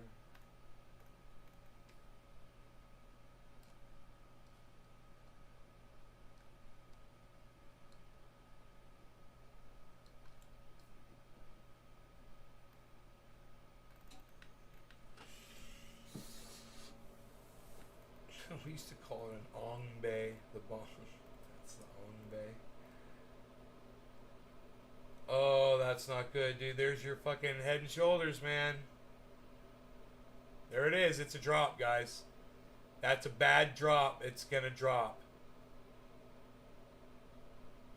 It's gonna go all the way down. Bitcoin's gonna drop down to fucking 61.7, guys. And it's about to do it. Do you see this massive Head and Shoulders, guys? Oh shit, look. Look. Look right here. Head and Shoulders. Crosshairs. The crosshairs are right on it. You can see so easily. You guys, that is a fucking regular Head and Shoulders. That results in a drop. And we're going to see a massive drop. And it's going to drop all the way down. It'll drop all the way down to, it'll retest.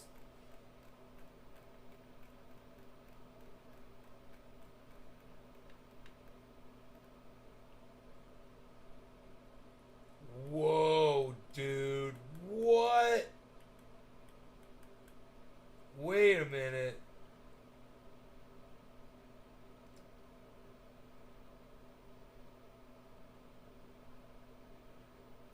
Dude, it was trying to do this so bad. It was trying to break down in a Head and Shoulders so bad it kept trying. But it wouldn't form a real one. It was trying. And then this monster right here fucking happened. This is a monster. That's like a... Huh. Here comes the drop, guys. I told you, look. It's going to go way down, look.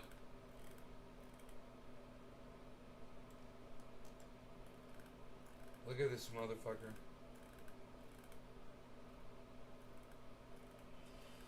Man. I bet you fucking Carl the Moon's gonna come out in a fucking in a in a podcast right now and say emergency Bitcoin video. Fucking regular Head and Shoulders resulting in Bitcoin's about to drop. If you want to make some money, sell some Bitcoin right now. Dude, it's at 61.7. I told you it's going to go down to 61.7. It's there.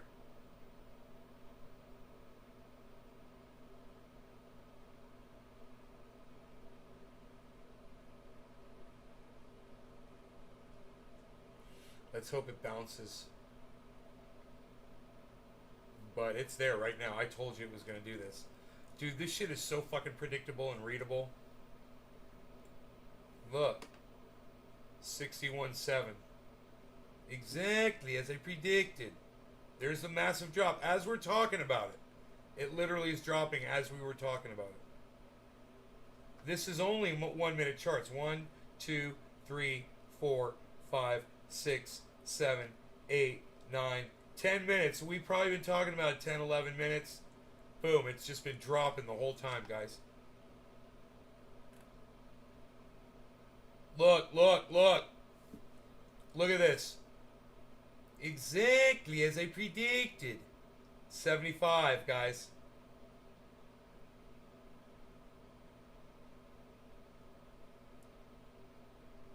How low is it going to go?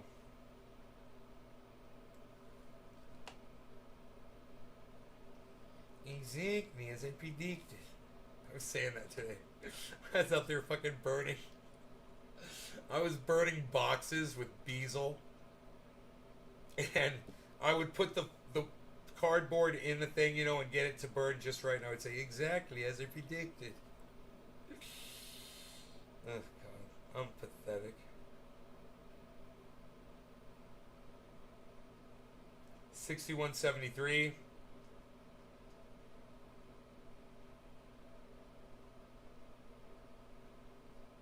These patterns are easy to spot, guys. You see how I do it? Easy. Okay, we got a good drop in value and a drop in volume. There it is. There's our yellow marker right when I called it. You guys like that? It's going to reverse right now.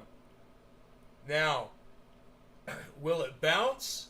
Or is it just a quick little reversal and more of a drop on the Head and Shoulders? I don't know.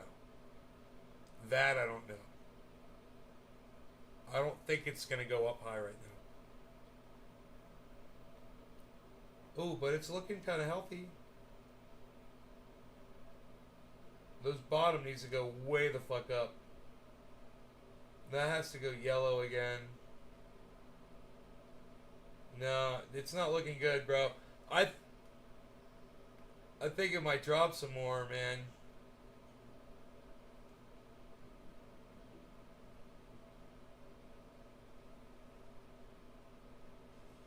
I was in a grocery store today, and I was reaching up on a shelf to get some cereal, and when I got the cereal down, I turned around to, I guess, put it in my cart or whatever.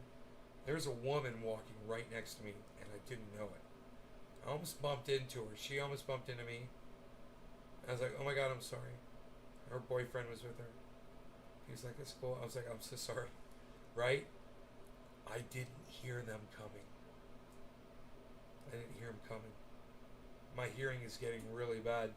61.72. You guys, 61.73.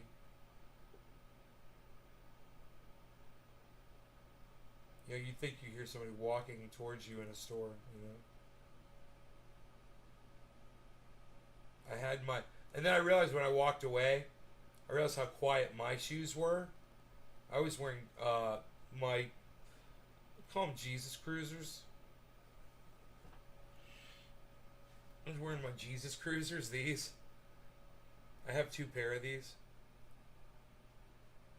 I like the toe protection. They've saved me many, many times. Full toe protection. It's nice. If it ain't got a toe protector, I don't want it. Because I'm doing rough shit out here all the time. I never know what I'm going to have to take off after my dog or something, you know? I might only be wearing those. Dude, 61.6. It went down under 61.7, guys. Are you impressed? Are you guys impressed? You guys, if you're impressed with this prediction of this Bitcoin drop that I just called more than 10 minutes ago from a Head and Shoulders, I'll show you the Head and Shoulders again. You guys want to see the Head and Shoulders again?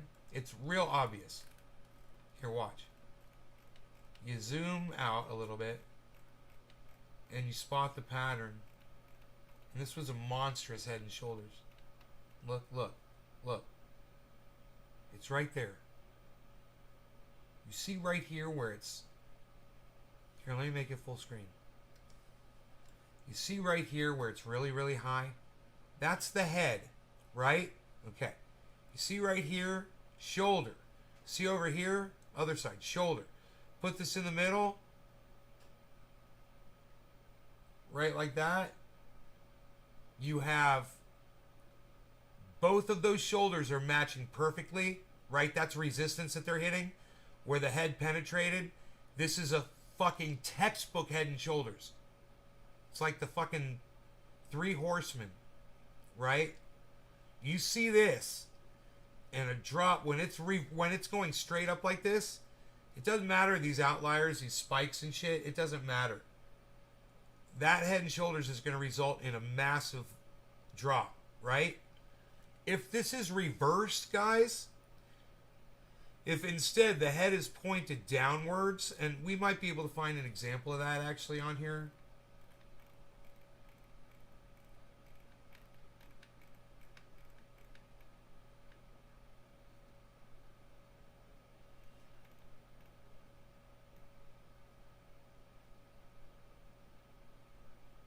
So, this right here,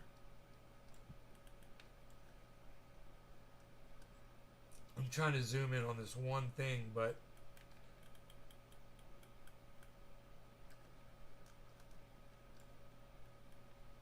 let's see here. This right here. This is a reverse Head and Shoulders. Okay, you can plainly see this is the same pattern, guys. It's not as defined, but it doesn't need to be. What you need are those peaks right there to hit that resistance point that are not as deep as the head. Now this is going upside down. And what happened right after that? Boom, a massive uptick in Bitcoin. You have to look for that pattern. It is not hard to spot if you know what you're looking for, guys. You know? My cat wants to come in the house. Hold on, Harles. Do you guys see those Head and Shoulders patterns? If you spot that Head and Shoulders, if you see what it is, put a 1 in my chat. If you see those Head and Shoulders patterns that I'm talking about, put a 1 in my chat. I'm going to let my cat in really quick. Come on in, Harles.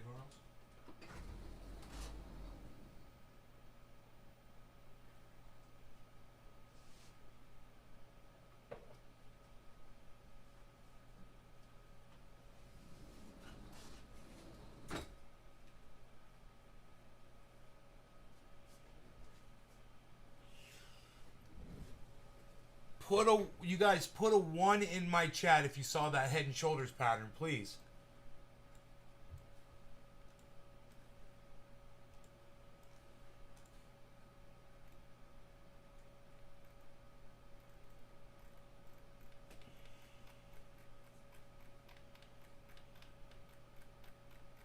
Yes, Keith, thank you. Yes, you see Head and Shoulders pattern. Cool. That's how you read Bitcoin, man. You know, and there's other patterns, but this was just a very basic and simple, kind of almost like a beginner way of being able to read what Bitcoin's up to. Alright, let's see what it's doing. It looks like it's trying to recover. It's at 61,750, guys. It's already recovering. Look at this. Massive drop, exactly as I predicted, and it can't do that forever. And I predicted it was going to go down to 61.7, and it went down to 61.605. It went down to 61.6. It went $100 lower than I predicted. So if you wanted to buy Bitcoin, that would be the time to buy right then. And then you wait for the next pattern to start developing to determine what it's going to do. Upside down head and shoulders, it's going up. Right side up, head and shoulders, it's going down. Descending value and volume, it's going up. Right? This is on a 1 minute chart, short term, guys. It's all I read. I only do the 1 minute charts.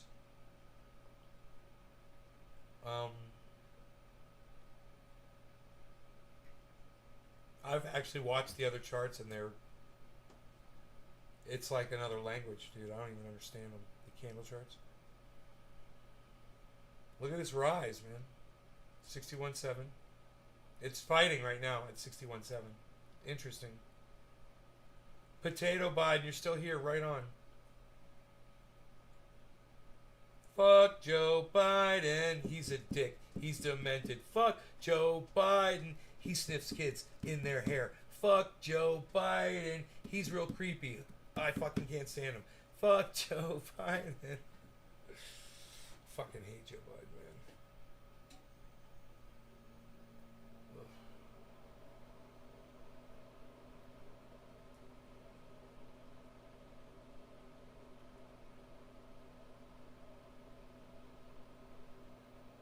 Fuck Ron DeSantis. Fuck DeSantis. He's a douchebag. He doesn't care about people. Fuck Ron DeSantis. He denies science. He's a fucking idiot. Fuck Ron DeSantis. He's denying facts about how many people are dying in the state of Florida. You know, I was listening to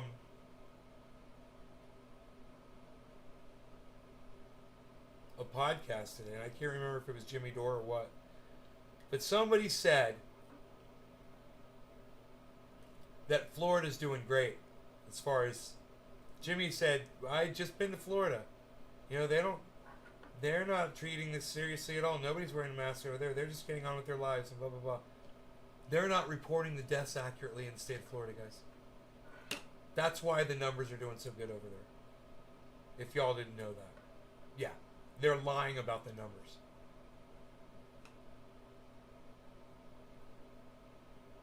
Crazy, huh? Did you know that?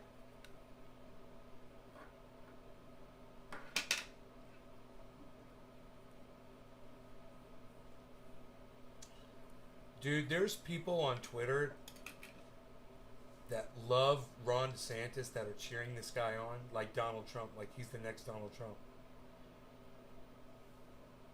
I'm telling you, these people are fucking sick. We were hoping, we couldn't wait for the dinosaurs to die off. We got Ron DeSantis, Charlie Kirk, Ben Shapiro, Candace Owens. These motherfuckers ain't going anywhere, man. This fucking system ain't ever gonna die because it's full of cuck bitches that are gonna keep fueling the fire. Yeah, yes, yeah. Some woman her job was to publish the numbers, and they told her to stop or whatever, and she continued to do it. And she corrected the record. You know, they were misrepresenting the numbers, and she tried to correct it. And he fired her. Yeah. This cat wants me to feed him. Hold on, cat. Hold on.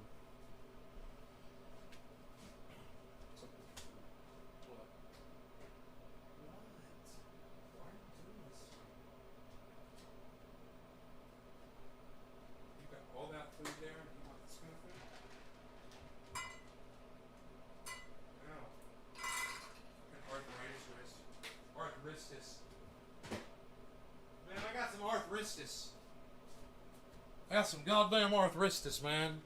I got the goddams and my goddams with the goddamn arthritis, man, on the goddams. We got Savage Joy Marie, man. She's going to be here Friday, guys. We're going to be talking about her first cannabis experience and other things. Where she's at politically and socially with various things. It's going to be fun, man. Ask her about Twitter Spaces. She's been going into those at all. If she's had any, I'll tell her about our Twitter Spaces experiences. Will Smith is trending.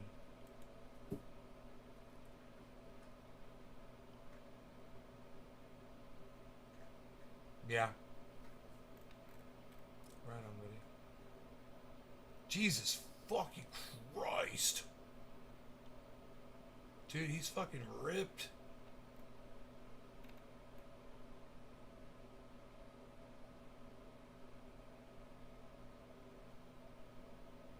Dude.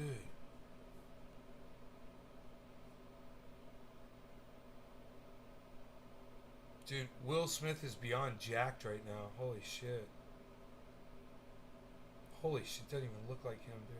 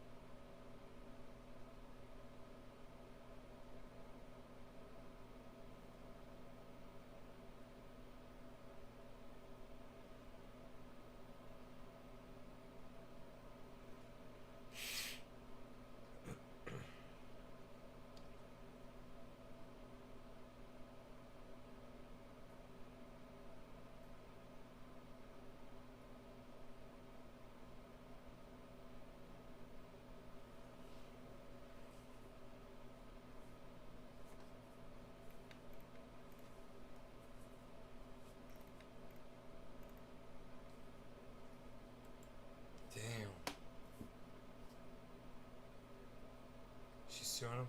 I'm not surprised at all.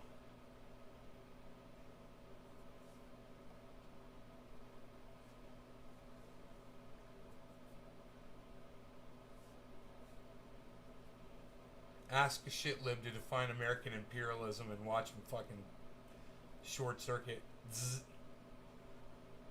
Oh, it's not. You can't have a discussion about that? You can't talk about what your administration does right now? You want to talk about Yemen? You want to talk about, hey, ICE, you want to talk about selling weapons to Saudi Arabia? Huh? Where's our bombs going? Where's those bullets? Whose bodies are those bullets ending up in? You want to talk about drone strikes? Hey, don't even do that. You want to go outside? I'll let you go outside. Yo, Iceman! Yo, Iceman, Iceman! Yo, Iceman! At the beginning of the show, I go, yo, Iceman! Yo, Iceman! And I was like, show. Go fucking show up, man. Harles, you want to go outside, bees? He's mini bees. You want to go outside? Alright, mini bees. Go on. Mini bees. Mini bees. Rogi's like all chilling. Rogi, why you bees? Bees. I love you, bees. Love you. We had fun today, didn't we? You and I had fun today. We ran around. You got in your seat. You got in your daddy's seat. He knows what that means. You got in your seat. Did you get in your seat? Did you get in your seat today with your daddy? So I tell him when he put him up there in the Roxor, you know, or any of the vehicles. I pick him up. I put him in. He's in the driver's seat. And he usually, you know, after I pick him up, he's heavy and he's got to rest for a second. You know, he kind of gets his muscles straightened out and shit. And then I say, get in your seat. And he knows what that means. You know what it means when I say get in your seat. And he just climbs over the console, or in the Roxor, there's a blanket there, so he can just walk on the blanket and go right over to the other seat because they're bucket seats. And he sits down. And I better do a dab with ice. And And that's that. But then when we are home and I need to get him out of the Rockster, out of the vehicle, he's still in the passenger seat and he won't get out of it. He'll stay there because he thinks we might be going again. So I say, Rogie, get in your daddy's seat. Come over here and get in your daddy's seat so I can pick you up and do elevator going down. Elevator going down. Elevator going down. I always say that shit to him, man. I'm very vocal with him, man. He understands a lot of English now. And if I say certain things, man, he knows. You know, he knows Homeboy's name. And I saw his truck today. He was at the neighbor's house working. And I know he's going to hook me up, bro. But it's just, that shit is so fucking good, man. That goddamn wedding cake is so goddamn good. Holy shit. Yo, Ice, cheers, brother. Hey, everybody, no law regarding cannabis. Cannabis is a tism for all. Iceman's here, everybody. Cheers. Let's smoke that.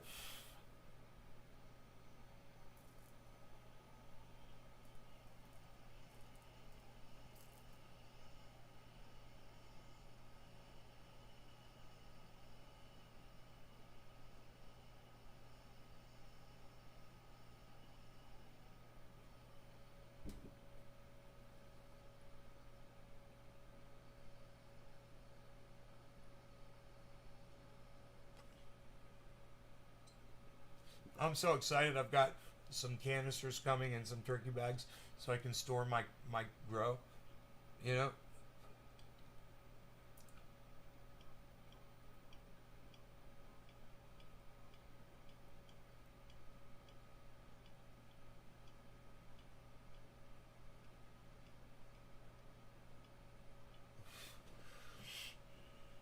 Then I gotta harvest that downstairs growing. I'm ready to do that. There's some fucking mites in there. I saw. Gotta go down there and do some work, actually.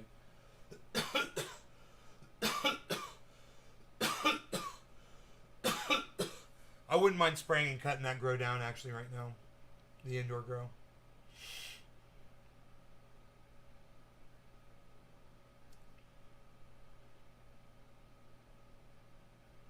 Just being done with it, you know? One of my lights blew in there about 2 weeks ago.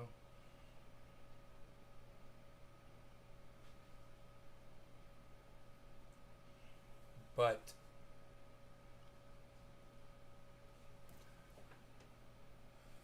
yeah, I got some shit I gotta do, you know? I got some things I gotta tend to. I gotta get that grow done so I can live my life, you know?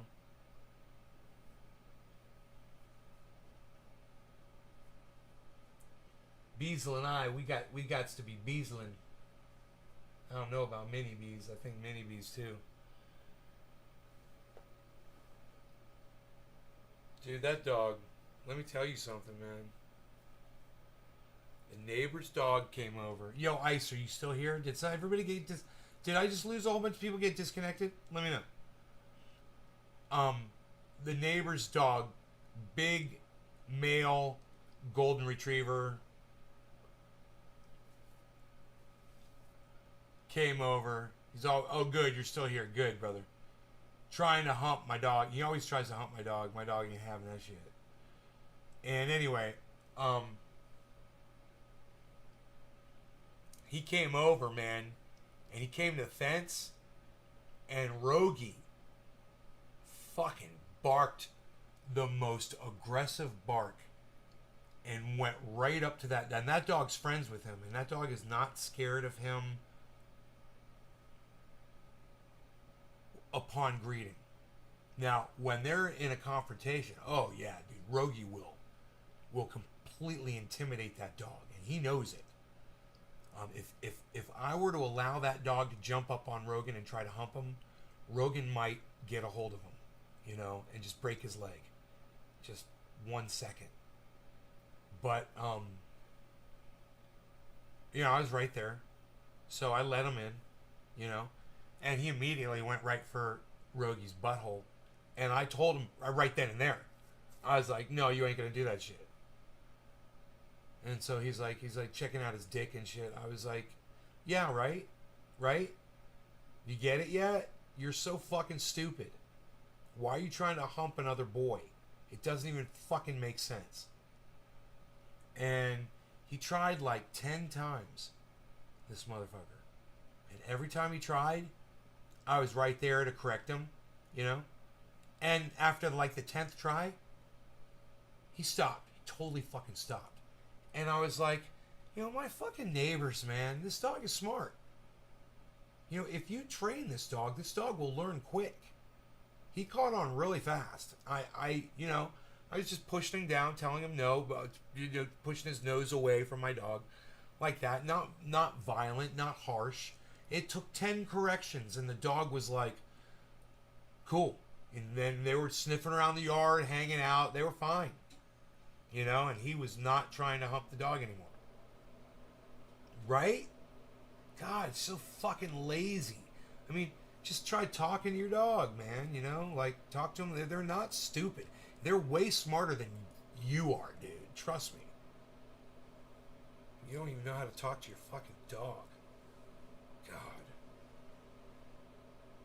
My buddy's dog, he's got this gorgeous white, like it's a white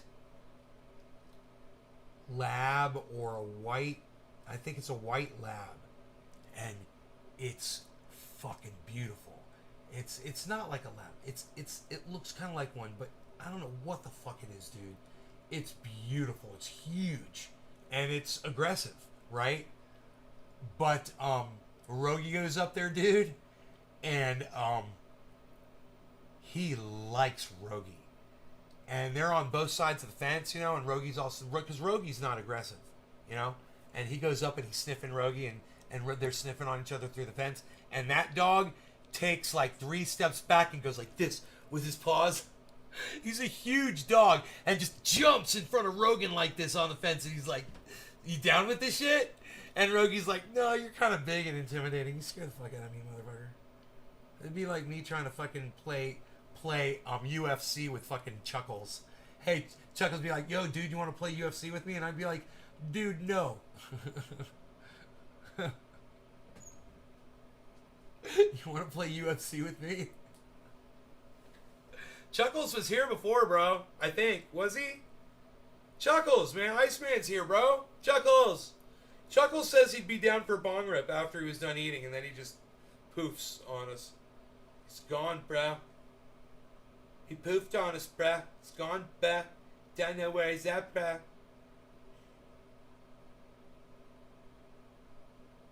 I had a dream, bro, that I was hanging out with my old school friends, and I was all ripped and shit. And I didn't have my shirt on, and we were all hanging out. And I just remember being like, hanging out and just being all ripped and shit. It's funny. It's a funny dream to have. It's gonna happen soon, bro. Ripped, you're gonna be around ripped fucking Nay, bro.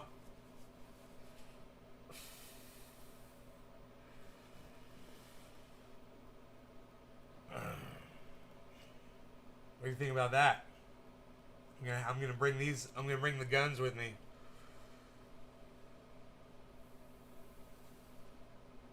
I'm not pumped up right now. I need to pump them up. I need to plank a little bit, man. I need to plank before I show off my belly. Something happened to me here, man. I don't know what the fuck this is.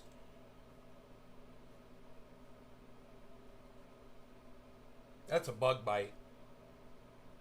Dude, that right there is a fucking bug bite.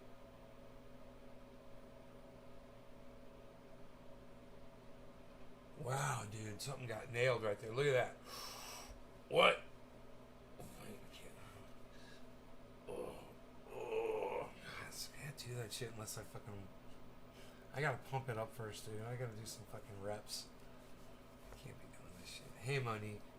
I was trying to show off my fucking muscles, but Stephen Culbertson's here. Yay, Stephen. Some people don't train their dogs. No, it's weird. Low. Okay, neither. Yay. Okay, I bought cereal. I'm all excited about that. I got cheddar shells, man, already made at the store. It's awesome. I got tuna fish, bruh. I got burrito, bruh. A pork burrito, bruh. I got hamburgers, bruh, in the freezer, bruh. I got meatballs, bruh, in the freezer, bruh. Chicken and burger meatballs, bruh. I got everything except hamburgers bun, bruh. I forgot to get a hamburger and hot dog buns, bruh. Sexy boy. Monique calls me sexy boy. Monique Keener.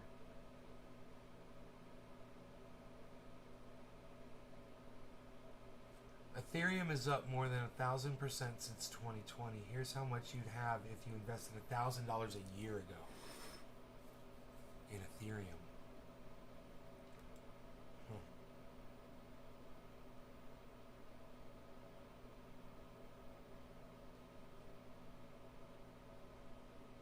God.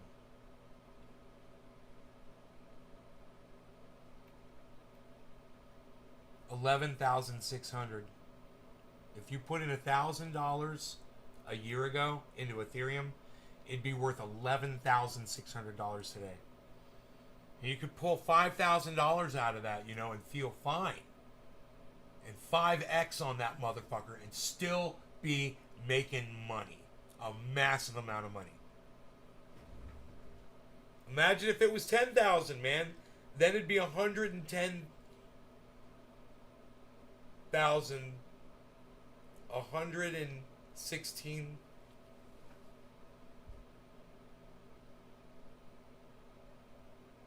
$116,000.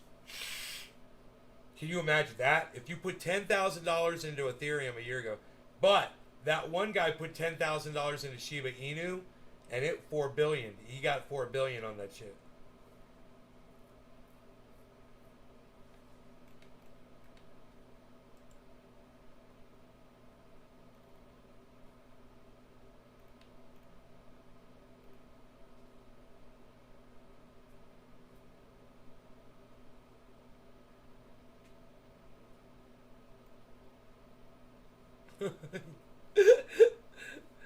Somebody bought 0.26 ETH and then they immediately sold it like fucking idiots, man.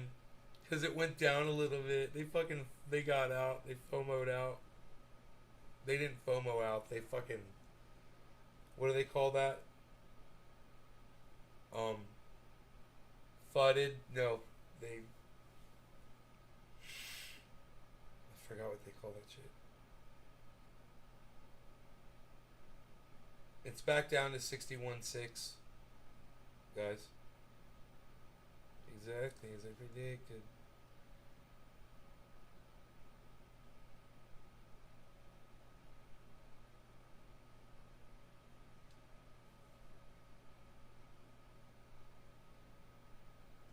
Past year, this guy's made $25,000.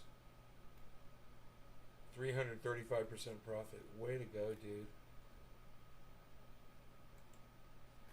Fuck yeah. I'll even retweet your shit.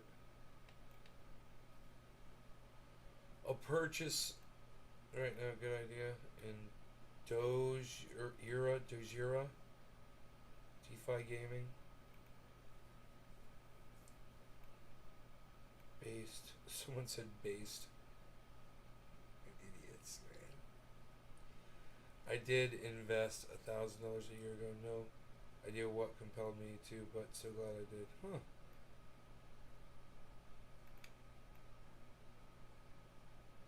I don't know how my Ethereum's. I don't really ever look at Ethereum. My Ethereum has done 72%. That's good. So I put in, I'll tell you how much I put in, okay? According to this, and I buy and sell Ethereum all the time, so this is not completely accurate. You got to use Ethereum all the time. So you can't track it all. This says that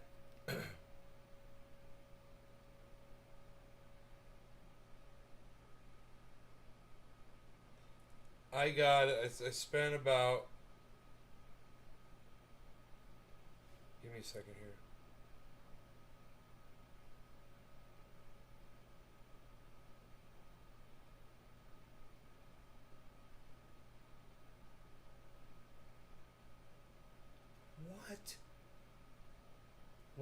do this again.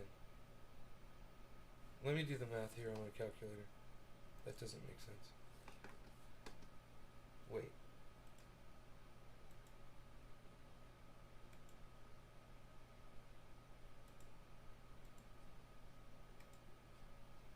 So, according to this, I bought like $15,000 worth of Ethereum. It's worth 30,000 now. So it says I've 72%ed on it.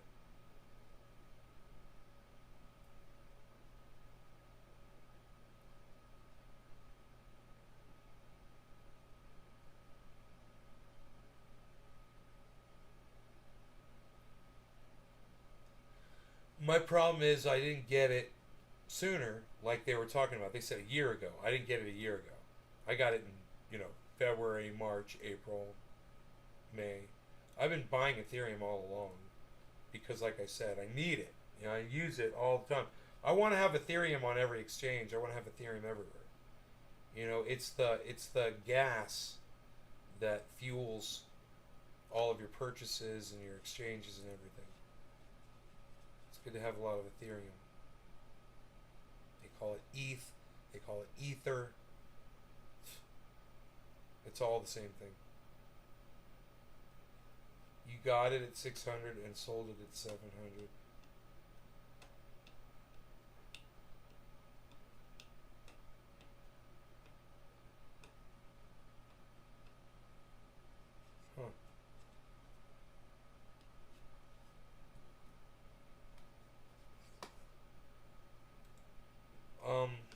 I started buying Ethereum when it was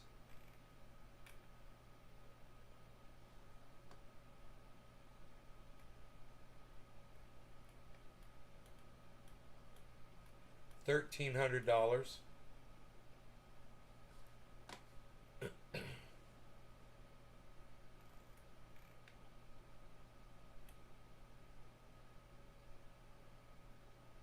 Yeah, back in February. The first time I had to buy it, I got a little bit of it when it was at 1,700, but within one day it dropped to 1,400.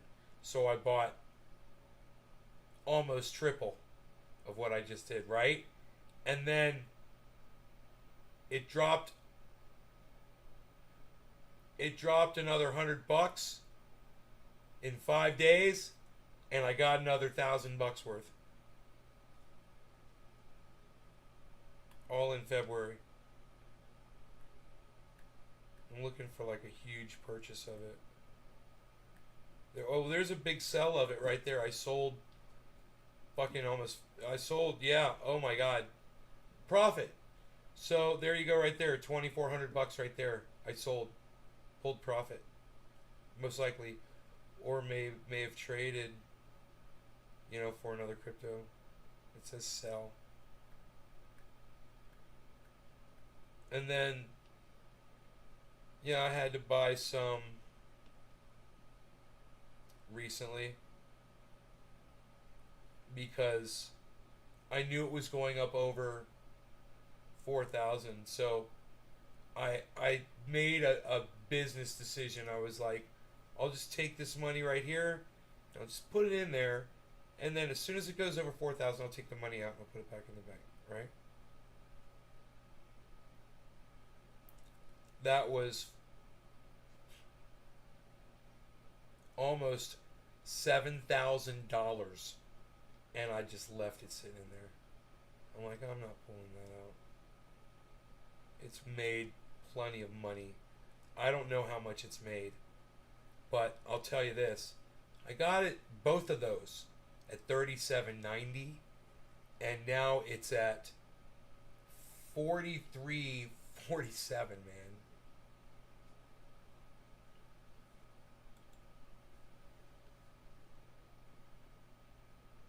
That was, dude, I got half an ETH and 1.2 ETH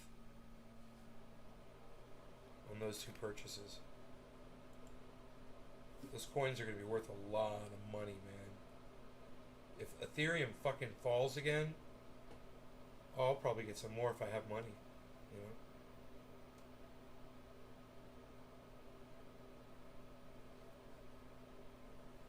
My portfolio's down, guys. Down to 27%. Let me refresh it. It's got to be worse than that. There's no. That's a long time ago. It's got to be lower than that. Okay, now it is 27% after a refresh. Right on. I've seen it like $6,000 higher in the last day or so. It's fluctuating. It fluctuates a lot.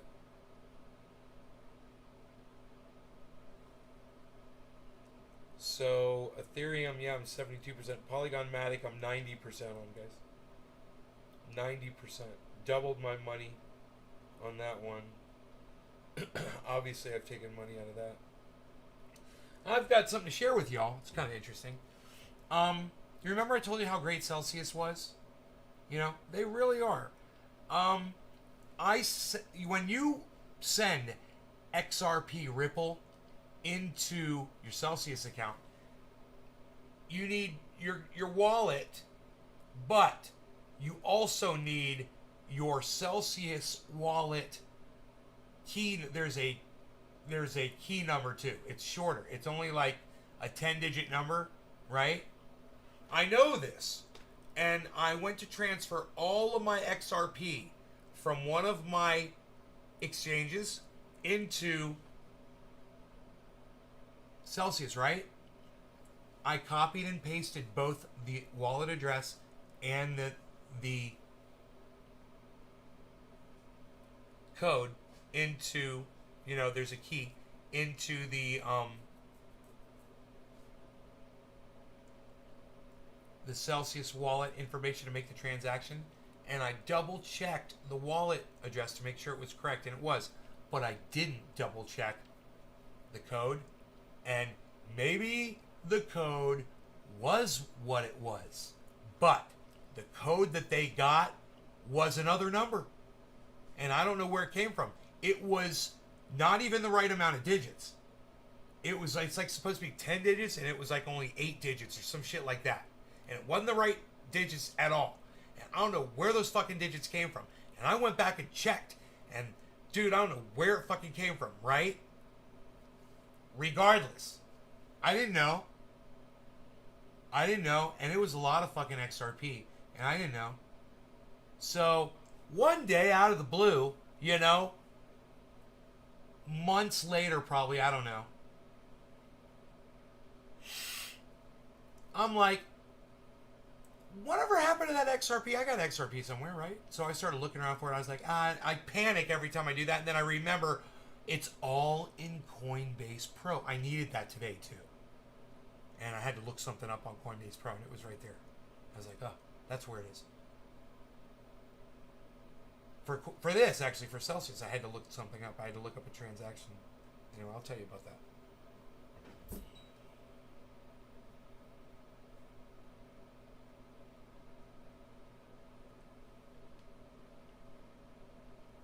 I go in to CoinMarketCap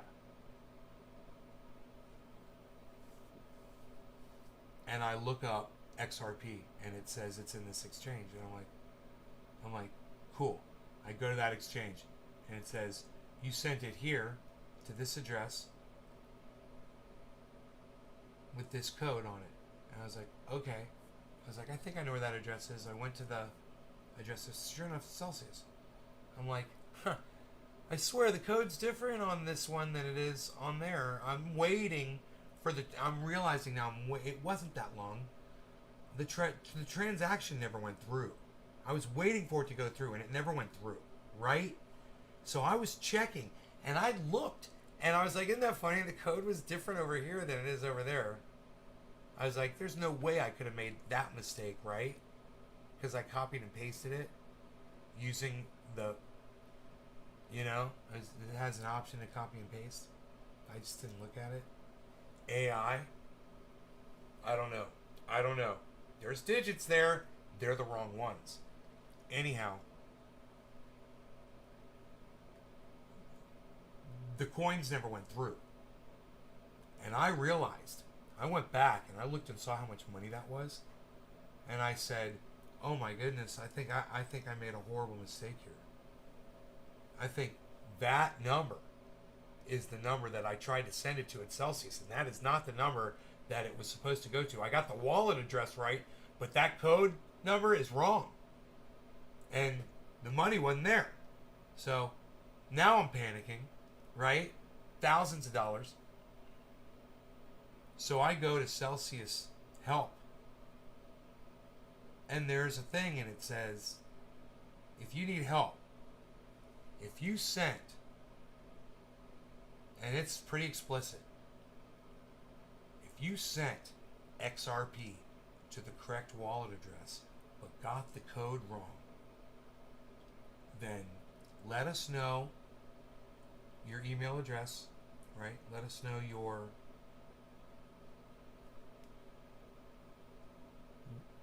wallet, your the code that you accidentally sent it to, and then let us know the code that you're supposed to send it to, and let us know the wallet you're supposed to send it to, the wallet was coming from. And I was like, oh man, I can do that shit, right? You can look up these transactions and I can send them this information. Send them an email, right? It said it can take up to 90 days for us to respond. I was like, okay, it's cool, you know. That money ain't going anywhere. It's accruing interest.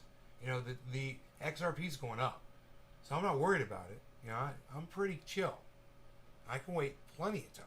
You know, let that money just keep making me, let that crypto keep making me money. I don't give a fuck, right? Fucking like 2-3 days later, I get an email from Celsius. My mind is blown. They're like reference, and it says the goddamn code to the case number and everything.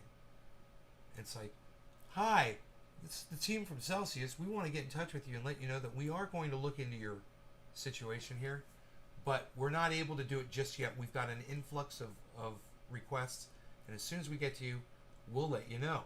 We'd like to have this wrapped up. We'd like to have somebody back with you within 24 hours. I was like, 24 hours? I was like, whatever the fuck. You're not going to get back with me within 24 hours. And stupid fucking email. I'm like, but they sent me an email, right? 24 hours later, I'm looking. I'm like, see, I knew they weren't going to send me an email. They didn't. It was funny. 48 hours later, next day, I get a fucking email from Celsius. And it's all apologetic. And you know what it says? It's from a dude. And he tells me his name. He's like, hey, this is my name. I'm from Celsius. He's like, I'm 48 hours late in getting back with you, bro. He's like, I was supposed to get back with you 24 hours ago. And I haven't been able to. I was like, I'm trying to get to as many people as I can. He's like, I apologize for the delay in getting back. And I'm reading this and I'm flipping out because I love Celsius. And this was, you know, I'm assuming this is my fault, whatever. But just the fact that I was able to get in touch with a person, it just really made me happy, you know. So I'm like, I type back and I'm like, oh, and he said, I'm going to get back with you within 24 hours. He's like, I'm just emailing you now to tell you that I will answer within 24 hours of this message. And I was like, okay. Boom, 24 hours later, there's another email from him. And he says, hey, he says, I went through your stuff. He says, can you send me the transaction code? And I'm like, oh, dude, this shit's easy. I'm like, I could do that. I go where I got the exchange where I got it from. You know, there's some exchanges, man, where you can't necessarily look the shit up right, man. I don't know what the fuck is up with that, but it's not all visible, and I don't know what the fuck. But on a lot of them, it's easy. You hit the 3 dots at the top. It brings up all the information. There's a link. You can go inspect it on a browser and get all the information about the entire transaction. It's really cool. All that information's available. You can copy and paste it. I was on my phone, and I was typing email to him on my computer. I pulled up the transaction code. It's got the transaction code. It's got the transaction for the blockchain. It's got the transaction code for the exchange. There's 2 of them. So, I'm like, I could fucking email me. I mean, you know what? I'm just going to type them in. Fucking put the thing down. I got fucking sophisticated nay out. And I hand typed the entire codes, checked them, made sure they were right. And I told that guy, I was like, dude, I love you guys. I think you guys are awesome. Thank you so much. Here's my code. And I sent it back to him. And,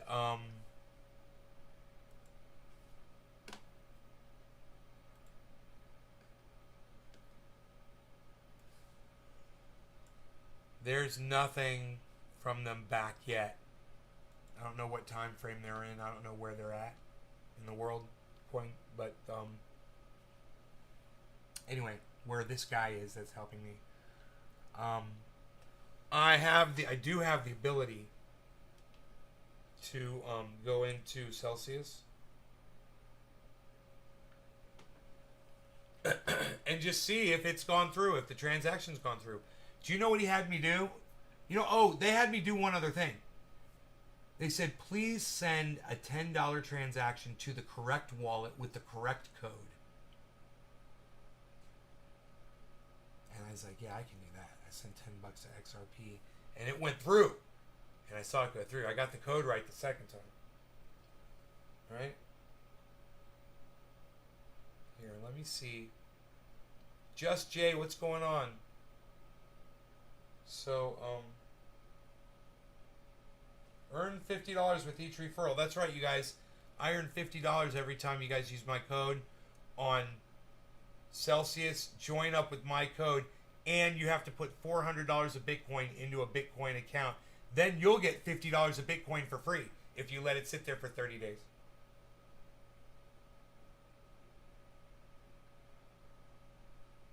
Okay, so no, my Ripple has not gone through yet.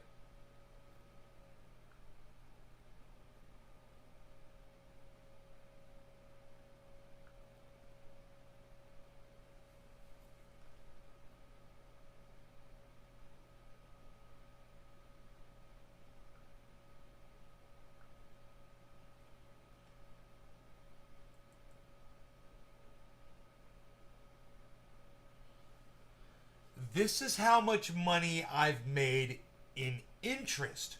Okay. This is not the value of crypto going up. Like we're watching, you know, right now we're watching Bitcoin go up. Right now it's at 61,880 right now. Okay. Not like that. This is when you put your Bitcoin and you let it sit in Celsius in your piggy bank, right?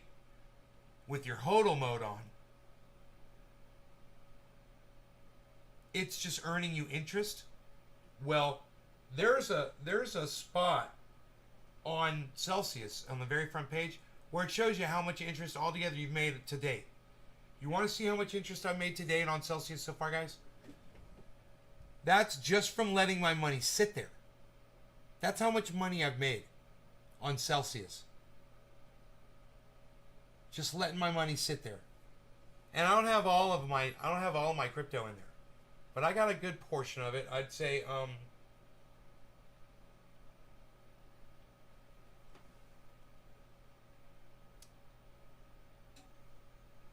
half. Half of my crypto is sitting in Celsius.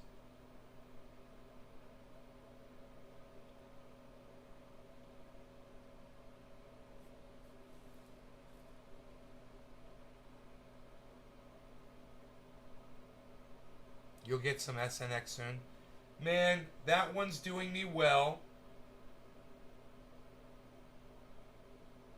Still getting 13.99%, man.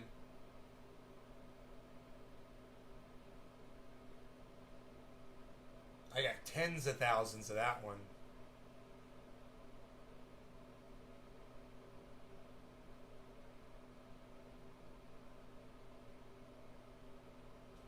They offer so many at Celsius.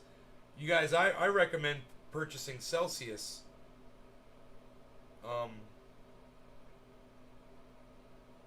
Celsius has a coin. CEL.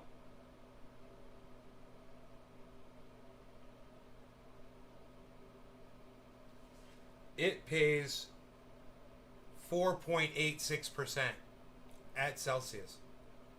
So you're getting 5% on your Celsius if you get some. USD coin is 8.88% at Celsius. Just for letting it sit. So that's something all you kids can think about too.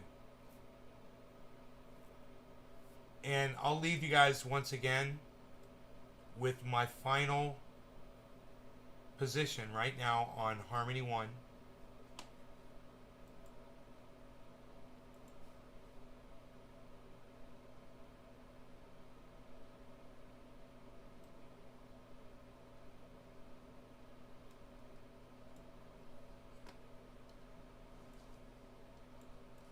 There's my final position on Harmony One, guys. John Doe, can I send you a few thousand investment and give me 20% after 6 months? John Doe, that's funny.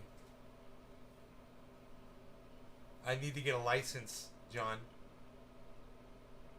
I need to get a license and learn how to invest people's money. You can't just do that, you know. I wish you could. I wish you didn't need a license. I would love to do that for people. I would love to play with money, you know. That'd be fun. I was like, dude, if I could take risks, I mean, how much risk do you want to take? That's what I'd be asking people. Because, see, that's the thing. I'll only take so much risk with my own money. But if you want to take more of a risk, and I'm like, cool, you'll take a risk, and I'll put, you know, a little bit on what you're doing, you know, just to increase the amount going in, and I'll get some profit on your riskiness. I'm good at this. Yeah, I'm good. I'm good, man. I've picked some winners, man. Polygon Matic, Ethereum, Cardano, Harmony One, Polkadot, Dogecoin, man. Dogecoin is back down to 28 cents, everybody. Algorand, Cosmos Atom, ATOM. I'm 100% on that one almost, guys. These are great picks of mine, guys. You know, and I had really good advice from really good people that really know what the fuck they're doing. And they're talking about Tezos, and they're talking about Moon River. You guys, you know, they're talking about all kinds of new ones, and they're saying, you know, you're not going to want to miss out on these when they're like this, because they're going to be like the way these are now in a year or two or less. Who knows? You know, but listen to Lark Davis. You know, I'd write down all 5 of those, and those are the ones I'd be looking for the dips on, you know. I'd be looking for... Let's check out Moon River, okay?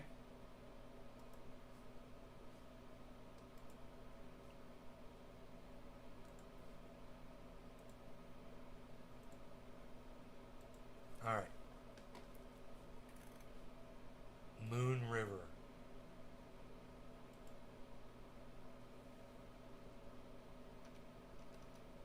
Moon River, MOVR. Do we track that one? I don't own any Moon River, I'm pretty sure. All right, Moon River. We'll look at it. We'll click all, and we'll check it out over the its lifetime, right? And what I'm looking at, there was a spike in volume September 11th of this year. It went up to 484. And then over here, 435 was a high. And this is on the 25th, just recently. And our lows are 340, 335. So if I was going to buy some Moon River, you know, so yeah, I would put a purchase order in, right? And I would look at these prices right here.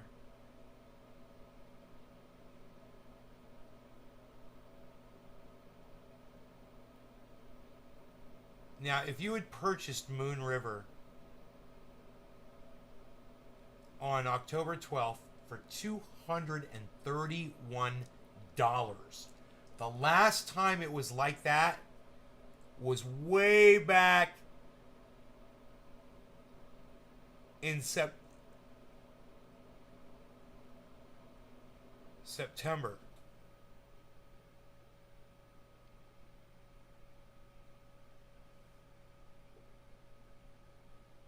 In the beginning of September. So this, I don't understand. This is all? What is going on here? This is the whole history of the goddamn... No, it can't be. Why is that not showing all? I clicked on all. Year. Let's click year to date. It doesn't make sense. Let's click 1 year. Oh, this is Moon River's brand new. 1 month. Oh, it's fucking brand new, man. Okay, this thing is not... Wow, you are good at this. How about Shiba? We'll look at Shiba Inu. We could totally look at Shiba Inu. I know this is a dumb question, but are you required to pay taxes on your gains, or is crypto still the Wild West? No, you got to pay taxes. You can't make money. You got to pay taxes on your gains. You report this shit. Money's not free. Not in the United States, man. So, check this out, guys. If I was going to try to purchase some of this, it's brand new stock. And it's, right now it's bopping along. Damn,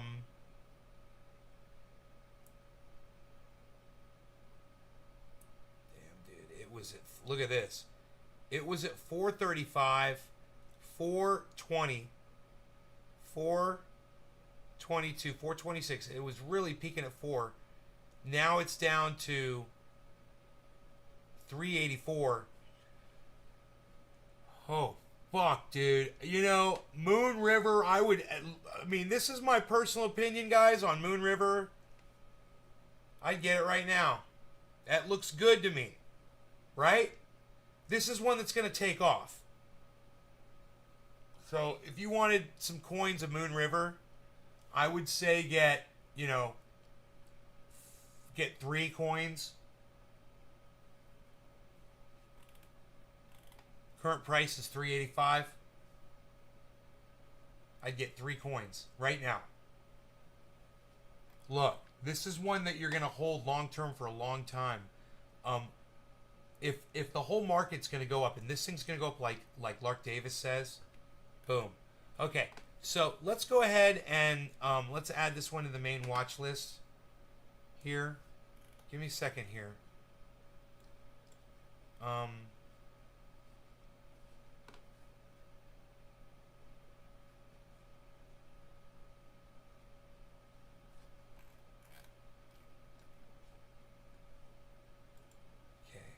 Add to main watch list. And now next one we're going to check is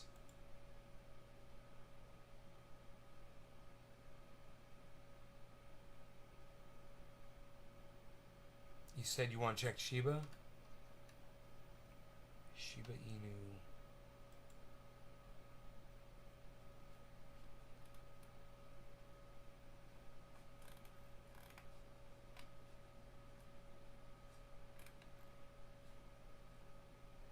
Add to main watch list. Okay. Dude, Shiba Inu is, let's go all on this one. Okay, Shiba Inu's been around for a long time. Shiba Inu's been around since April. Damn, dude. Oh no. Shiba Inu, according to this, has been around since,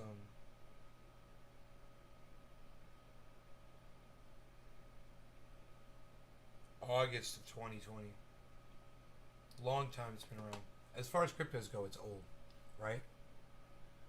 As far as the ages of cryptos go. But Let's go full screen. Okay.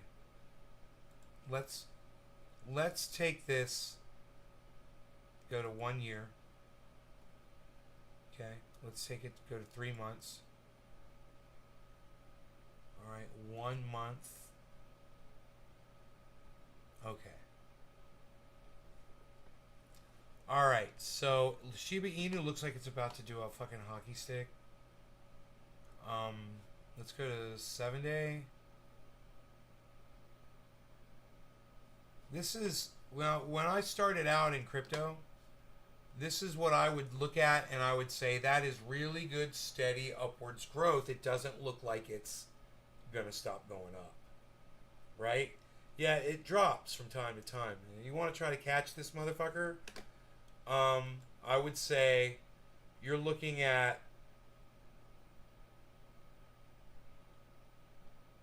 your 4 zeros and a 6. 4 zeros and a 5. 4 zeros and a 61. 4 zeros and a 67. And now it's just going down to fucking 73, 72, 75. Look. If I was going to get Shiba Inu, I'd get it right now. I'm not worried about it dropping too far. No way. It's showing really steady, healthy fucking growth. It's just going really, really nice, steady, even growth. There was a massive spike, which led to a massive, there's this huge spike right here and a massive drop. It recovered nicely. It dropped again. It recovered again on its way up. Gradually, it's recovering, and that dynamic is going more like this as people are buying and selling it, buying and selling it. I'm sure the overall market cap goes up, right? The volume's at 8, 6, 10, 11, 19, 24. Yeah, the market just goes up and up and up. 17. Wait, 16. Whoa. Yeah, 6. Up here, it's like 14, 13. It's going down.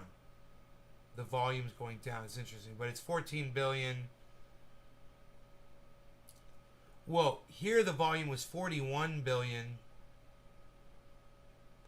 You can see that massive volume spike down here. Look at this massive volume spike.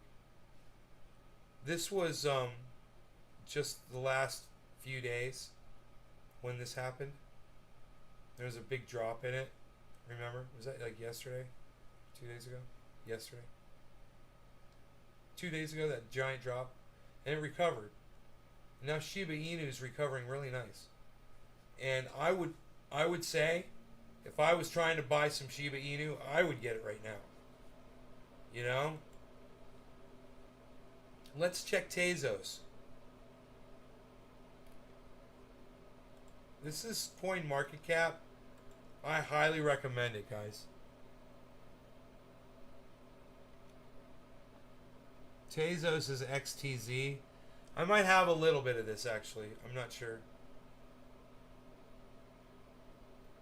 It's $6.70 right now. This is one Lark Davis is recommending.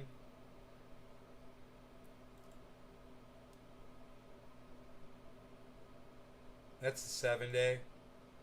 It's the 1 month. That's steady drop. Look at the difference, guys. Over a 1 month, it did really bad over the last 30 days. This would be a great time to purchase it. It's down. Because look at this. Over a 3 month period, it's fucking up pretty high. Look at it over a 1 year period, it's going to be up even higher. Look at that. Year to date. And let's look at it for all time.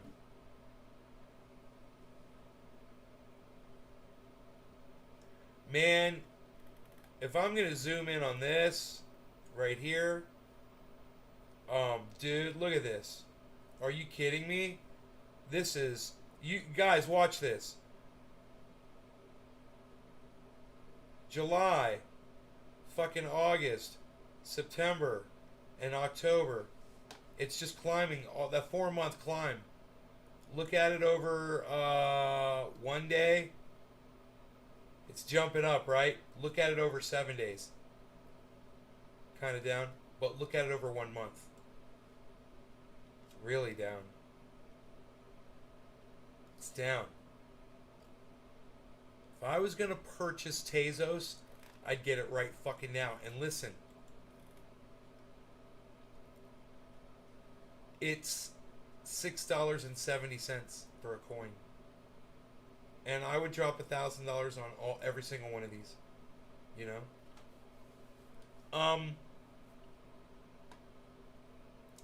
Right now it says over the 24-hour period it's up 7.11%.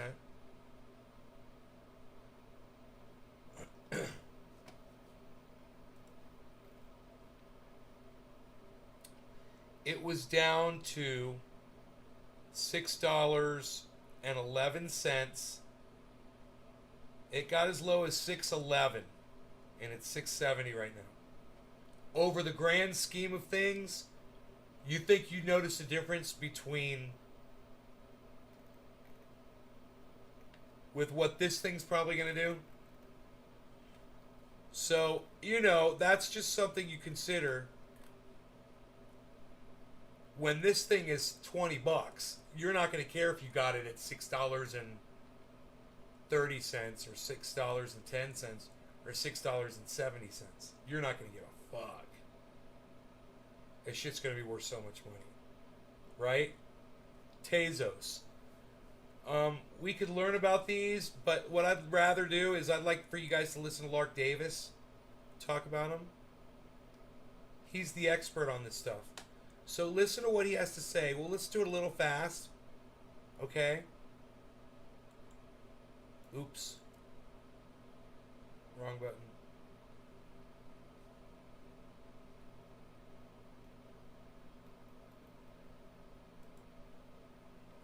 Make sure you tell Lark Davis I sent you to his channel, please. Tell him I love him. $250 million of total.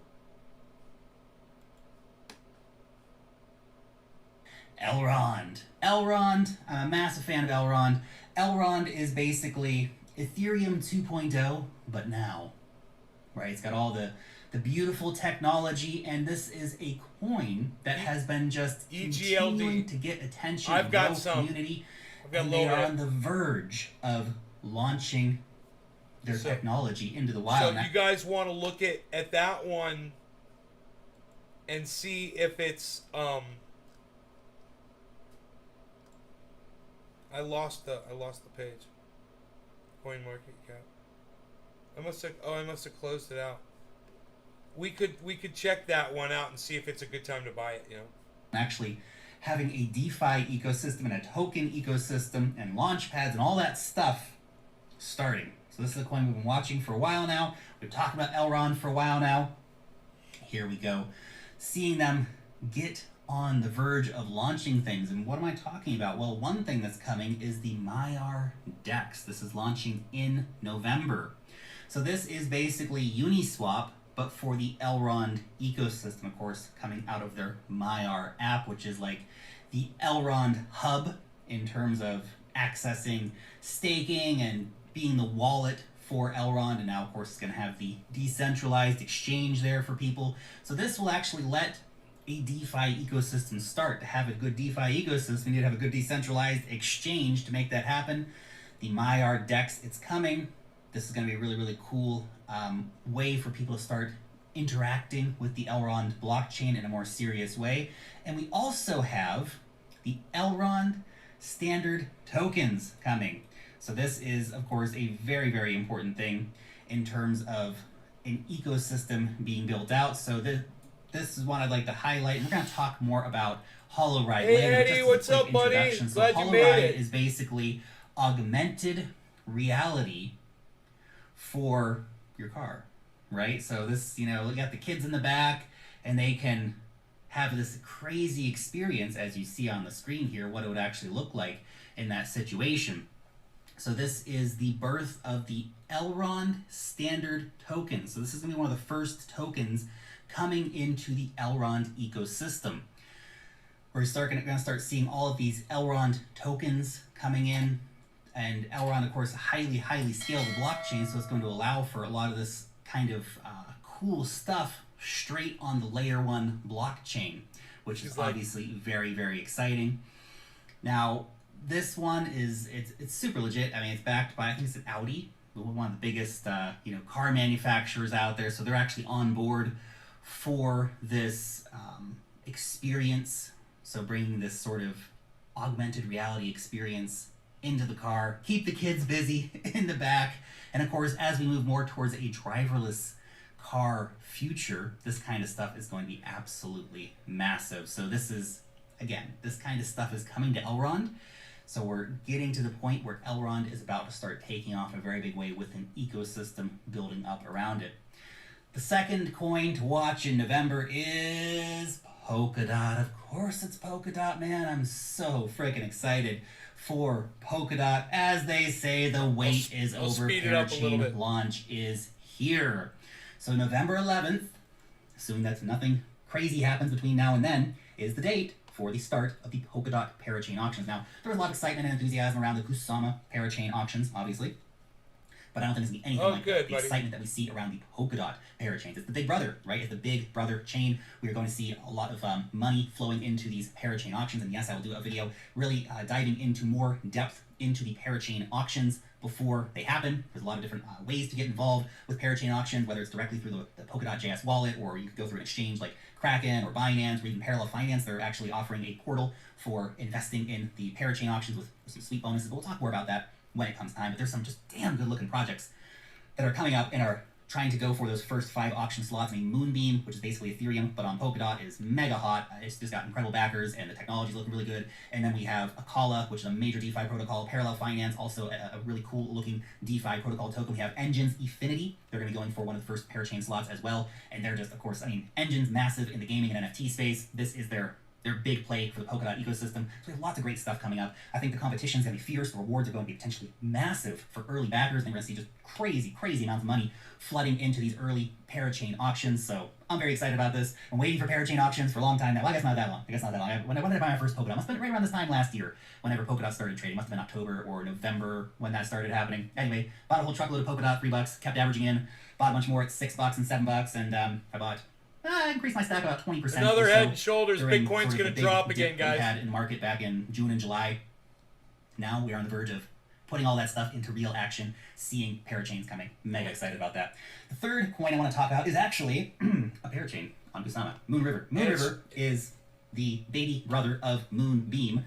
And of course, it is on the little brother network of Polkadot. But Moonriver in itself is a very interesting asset. I think it's got an incredibly big community behind it. A lot of people are very excited about Moonriver and what's being built. You know, the backers behind Moonbeam, again, absolutely massive. We're starting to see a lot of DeFi protocols and stuff like that come on board to Moonriver. So this is basically Ethereum, but on Kusama. No more cancer! Like Yay, except Eddie! It's not even at $1 billion market cap That's yet. Think about how crazy that fucking is. great news, buddy. Now that in itself, just not having $1 billion market cap, there's a lot of coins that don't have $1 billion market cap, so that in itself is not a reason to go, wow, I should go out and buy Moonriver.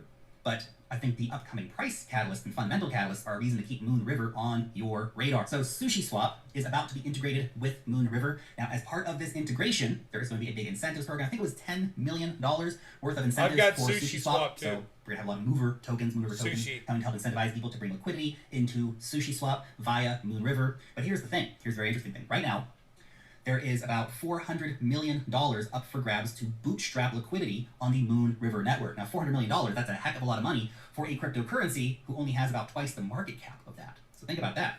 Market cap of Moonriver is around $800 million at the time of recording this video. They're putting out about $400 million worth of bootstrapping incentives in order to get people to bring liquidity over to Moonriver. That means people are going to be getting in and getting that liquidity, right? They're going to bring the liquidity over to Moonriver. They're going to start liquidity providing in SushiSwap and other DeFi protocols. I think right now there's about $250 million of total value locked on the entire Moonriver network. But as we see more of these incentives come into play, I would expect that number, the total value locked in DeFi on Moonriver, to absolutely skyrocket. That means we're going to see the price likely following along as people are buying Moonriver to bring into DeFi in order to lock it up and get those big rewards. I mean, that's a heck of a lot of free money that's going to be getting give out. So definitely makes me think that, yeah, we should be keeping our eye on Moonriver. I know a lot of attention is going to go to Polkadot and Moonbeam and all the stuff going on in the Big Brother chain, but don't forget about Moonriver. I think it's got a lot of fuel left in the tank in terms of price action during this market cycle. And also, the wallets have been growing at a fantastic rate, up to 145,000 Moon River wallets right now. So, that was 0 2 months ago, right? So, we've seen it move very, very fast. The fourth coin on our list is Wilder World. I just love this game. Wilder. I love this metaverse. So, this is an immersive 5D metaverse built on Ethereum using the Unreal Engine. So, this is it's just a sexy looking metaverse. We'll play a little bit. So, they've got a lot of stuff going on. They have the Wilder wheels, Wilder kicks, cribs, land, guilds. So, there's a lot of different things. You can see here the wheels are basically these NFT cars. So you own the car, but the car is actually an NFT. So this is, you can see here, we'll have a look at the actual cars. So these are the actual NFTs. So they've done some drops, they've done some sales. I actually gave away one of these on Twitter the other day for free. So somebody got one of these sweet, sweet NFT cars the other day for free. Gotta follow me on Twitter. If not, follow me on Twitter. We do stuff like this once in a while, giving away hot looking NFTs like this. And that's just beautiful. It's beautiful. I absolutely love these things. But that's not all they're doing. They also have the kicks, so you can get these kind of like that. sweet rare shoes. They're also doing cribs. Now, the cribs, this is coming soon, so we don't have these out yet, but NFT land has been crazy popular and has made stupid returns for people. If you want to invest in regular property, that's nice and normal and safe and all that stuff. You want to invest in NFT, crypto, metaverse property. Crazy. It's next level stuff, man. The returns have been, hundreds of X's for a lot of this stuff. Not saying that's definitely what's going to happen, but, it's what's happened in the past. I think the Miami World, so it's, Wilder Miami, right? It's super hot looking. It looks really good. And I think the cribs will definitely go in for some serious cheddar. And also, of course, be getting actual land in that metaverse as well. But the metaverse, the whole thing is just mega hot. Look, we've been talking about Wilder since it was 20 cents, something like that on the channel. It's of course up, 10x now, which is nice, more than 10x actually at the moment, but so that's nice. This thing, I'm telling you, it's going to have $1 billion market cap, and okay, if you're hopping on the train now, you're a bit late to the party, so to speak, compared to when we were talking about it a few months ago, but I still think there's a lot of potential left. I haven't sold any of my Wilder. I'm sitting on it, I'm waiting. It's going to $1 billion market cap, potentially a multi-billion dollar market cap coin. When you actually look into the graphics and the metaverse and what's being built here, it is very nice looking. So definitely bullish on this as we start seeing the wheels coming out and people starting to race for pink slips and stuff like this. So you actually go to drag race other cars and the winner gets to keep the other car NFT. It's a cool idea. I love it. Okay, let's move on to the fifth coin here, which is Terra. Terra's Luna That's fucked token. up, man. Now Terra, it's a very, very interesting cryptocurrency, and it's one that I wish I'd taken more notice of when it was $2, but I got a good chunk of it at about like $6 during the big market crash earlier this year. So I'm not, I'm happy enough with my Terra position. Should have a lot more, as always, but I'm still very excited about Terra, and I think the potential of this asset to go up to be a three-digit asset, currently around like $40-$45 or something like that. But it will be over $100. And why will it be over $100? Well, because of this. This is a report showing that we're going to have over 160 projects launching on Terra early next year, but it's actually Luna, L-U-N-A. We're starting to see a lot of new projects launching on top of Terra. Now, it's really, really important to understand the dynamics of Terra here, because you might think, okay, great, the launching project, well, that's nice, Lark, but why is that going to make the price go up? Well, more economic activity is always good, but Terra in particular has a very curious relationship. So this is the thing. There's the UST stablecoin, right? US dollar Terra. So UST, every time you want to create more UST, you need to burn Luna. So that means that for every $100 million, for example, of a UST market cap increase, $100 million of Luna needs to be bought and taken out of the market.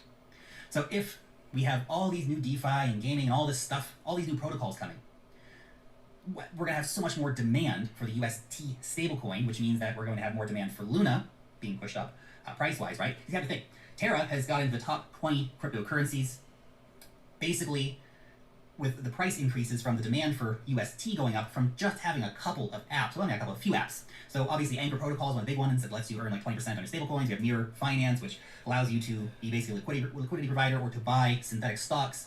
And there's a couple others as well, but really those ones have created just an incredible amount of economic activity. Now we have this trickle of new projects starting to come in, and every single one of those new DeFi protocols that come in, they're going to want UST. They're going to need UST for liquidity provision and incentives and all this stuff, and people are going to want that and bring it in, and it means there's more Luna going to be taken out of the market, pushing the price of the Luna asset higher. Doc, he's not a fucking your brother. He's a fucking troll cunt. That's why you don't see his text coming up here. Please don't engage him. Thank you. So yeah, with 160 projects coming, I remain a Terra Luna bull at this point. So very, very curious to see, of course, how this all actually plays out in the wild. But now that we have our Columbus 5 upgrade that has successfully happened, and of course we have Terra connecting in with the Cosmos inter-blockchain. In fact, does one of you guys have an admin wrench? Can you block that fucking douchebag, please? If one of you guys is an admin and has a wrench over there, appreciate it. in Communication Protocol, which again No problem, just bro. expands the liquidity potential for the U.S. Hey, if you don't see stablecoin, somebody's chat it pushes coming the up price in of here, Luna up. fucking It's block Moon them. Math. It's Moon Math. That's why they named the token You Moon know, Math. It's unless the they're code. saying, It's the hey, Moon, that's man, why. Anyway, just my they two unblock suggestions for me. the day. Your question: what do you think is the one cryptocurrency that's absolutely gonna go crazy in the month of November? Let us all know down below in the comment section. Thanks so much for watching today's video, and peace out till next time.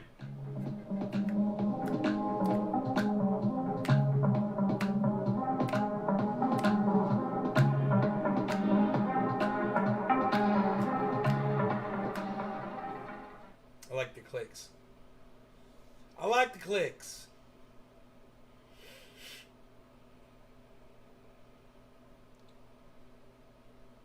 Free crypto for scanning your eye. What? Don't fucking scan my eye, mother. Is that fucking... That might be worth watching. What the fuck's that all about? Eddie, thank you, buddy. Thank you.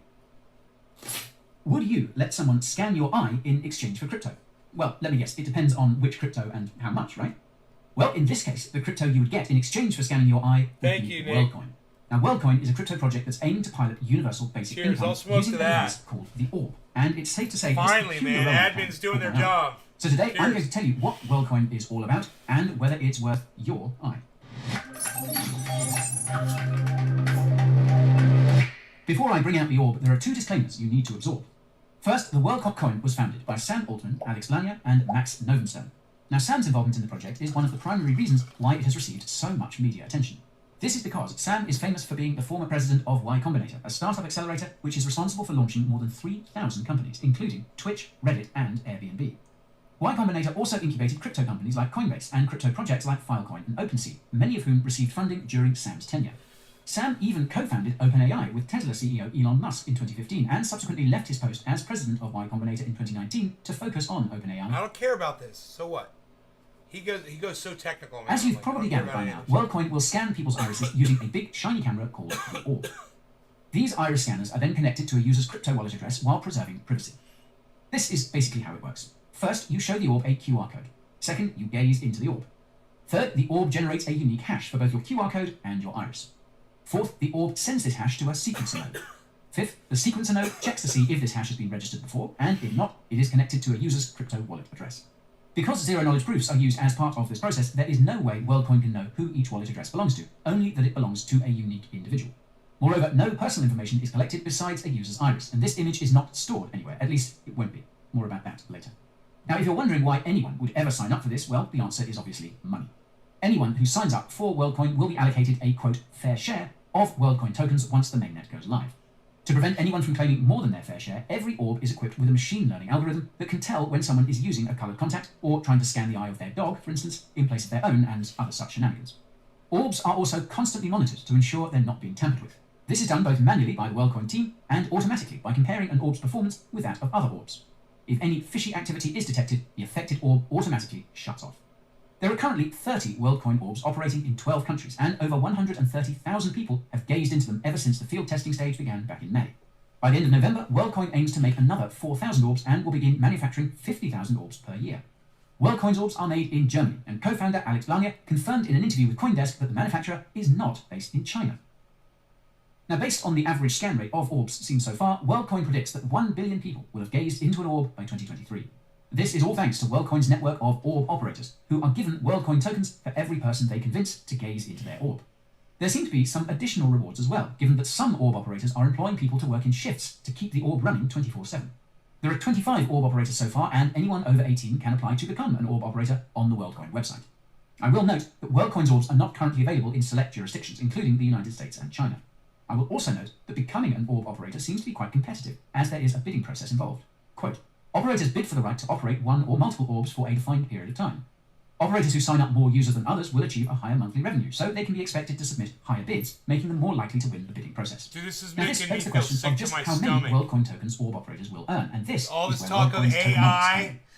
Although WorldCoin's tokenomics are still being hammered out, a few tokenomic factors can be found on the WorldCoin website and from a few news articles. So, for starters, WorldCoin will be an ERC20 token. Now, oddly enough, WorldCoin does not currently exist according to Etherscan, which further supports the notion that Orb operators are being given additional rewards for operating Orbs. So WorldCoin will have a maximum supply of 10 billion Number tokens. 2. This is meant to correspond to the amount of people on the Number planet. 2. Because 2 billion tokens will be used to, quote, fund all production and initial protocol development. And this allocation includes the WorldCoin team and early investors, as confirmed by co-founder Alex Blania in a CoinDesk interview. The remaining 8 billion tokens will be given to orb operators and WorldCoin users. The amount of WorldCoin tokens that orb operators will earn and WorldCoin users will get on their first sign-up will decline over time. This is to incentivize the early adoption of WorldCoin.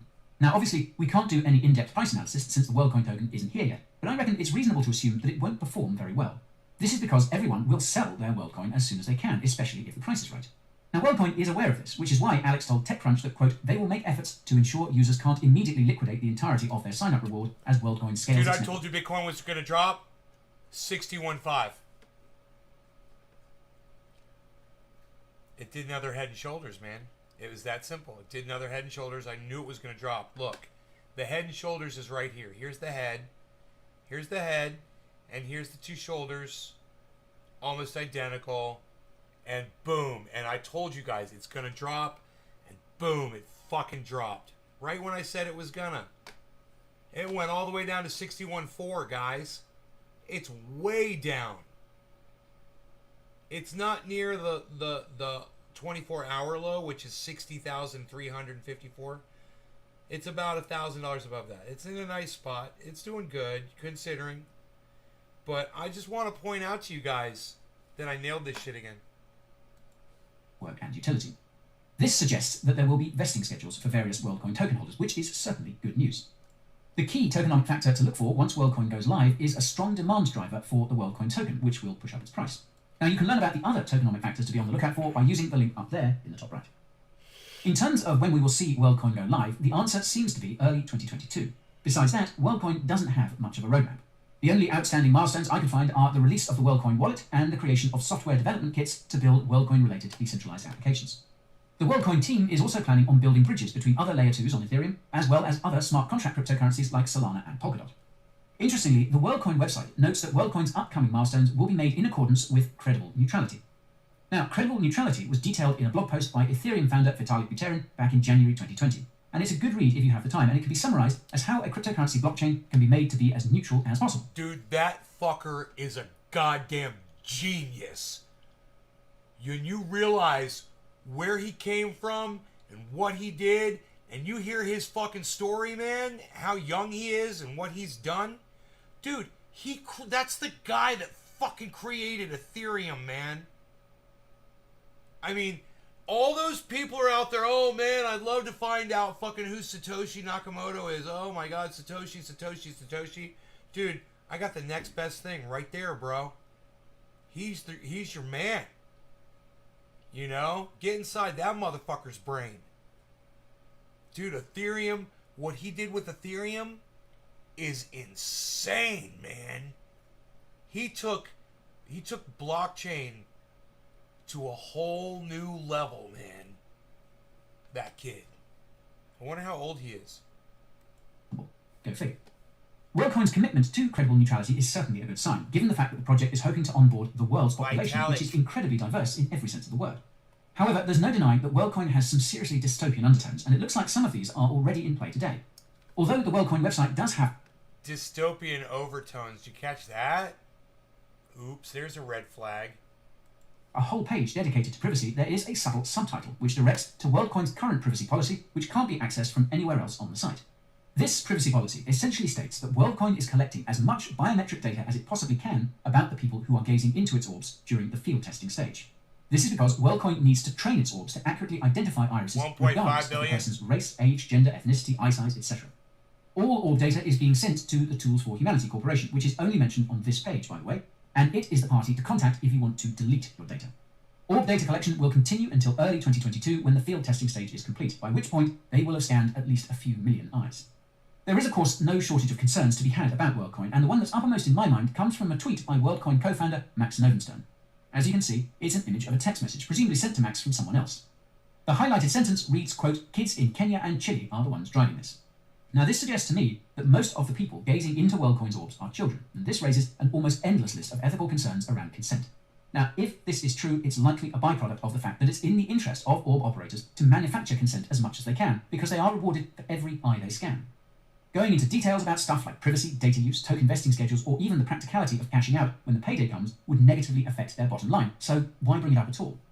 It definitely doesn't help that most of WorldCoin's orbs seem to be operating in developing countries, which have been the hardest hit as a result of this pandemic.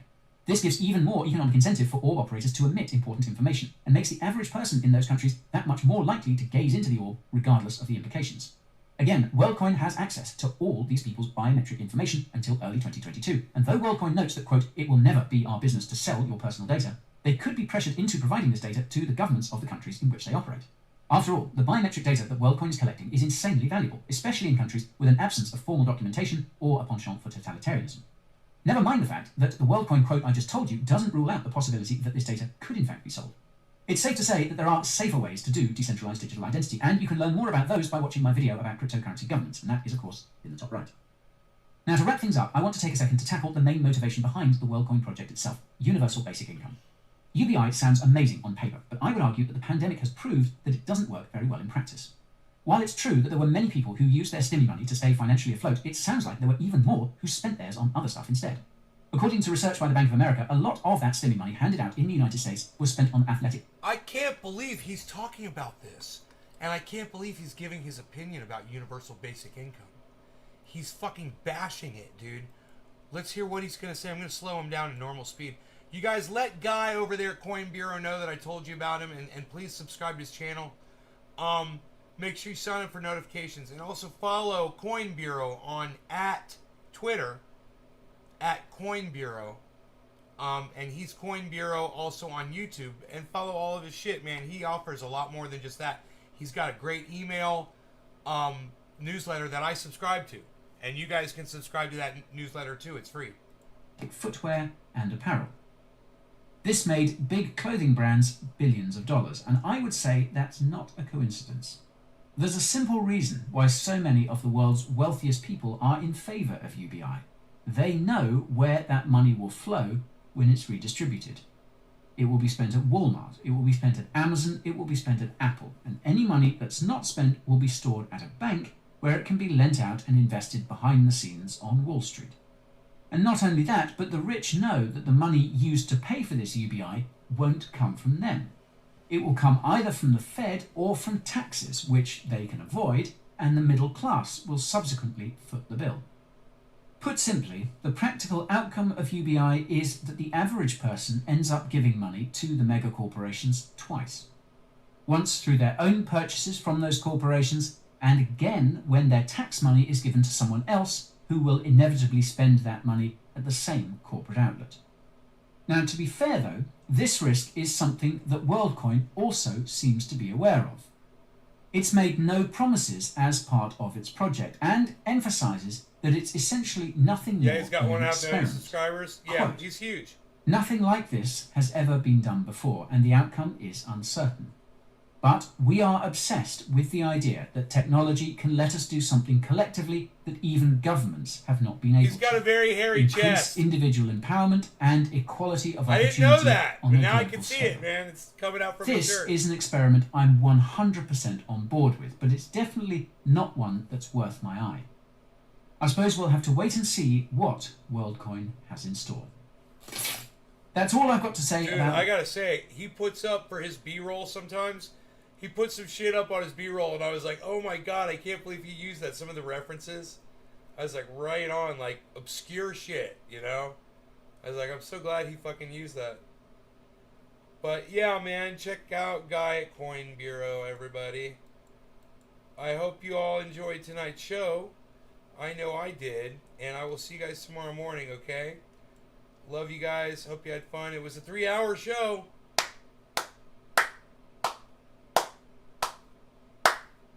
I applaud you all for hanging out. Any thoughts on Nano? I could look at that one for you. I might have some of that, man. I'm not sure.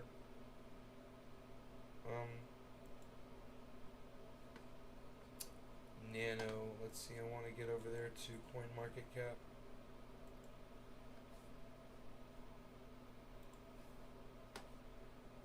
Portfolio.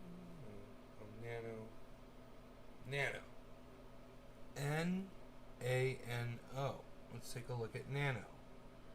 I might have a little Nano somewhere. I think I got some Nano. Let's see, Nano. It's at $6.80 right now. And we'll check it out over the lifetime. Okay, it had a huge spike when it first came out. There's a lot of excitement about it. That's good. That's okay. A lot of people bought it. There's a huge sell-off. A lot of people made a lot of money off of it. But this is what we want to look at right here.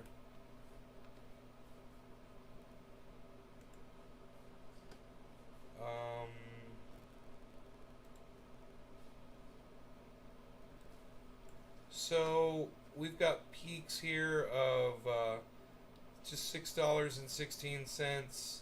I'm sorry, my bad. It says $13. $13, $11. Okay, it's been up to $13. It peaks out here at $7.40, $7.28. It got as low as $3.23 in July. Okay, let's zoom in here a little bit. Now lately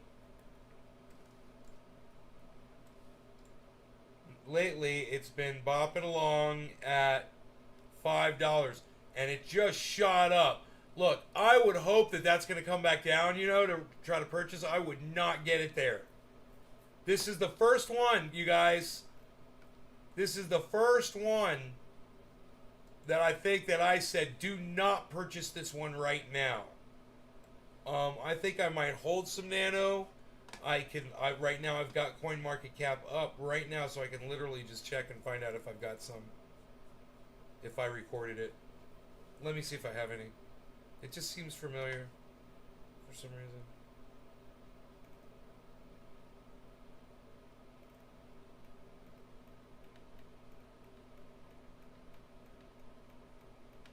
Neo.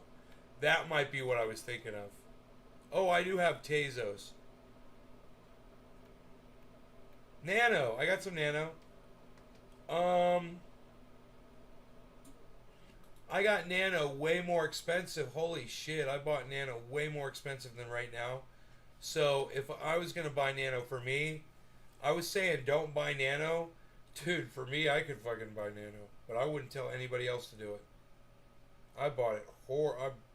I didn't know what. I just bought it, I guess, because I like the name. 50% upside down on it. So I would not buy it now. Even me, I wouldn't buy it now. It's gonna drop, man. I think it says it's $6.93 right now. How did I buy that thing at fucking almost $14? How did I do that? Holy shit. That's fucking crazy. Anyway, love you guys. Take care. I'll see you guys tomorrow morning. Alright?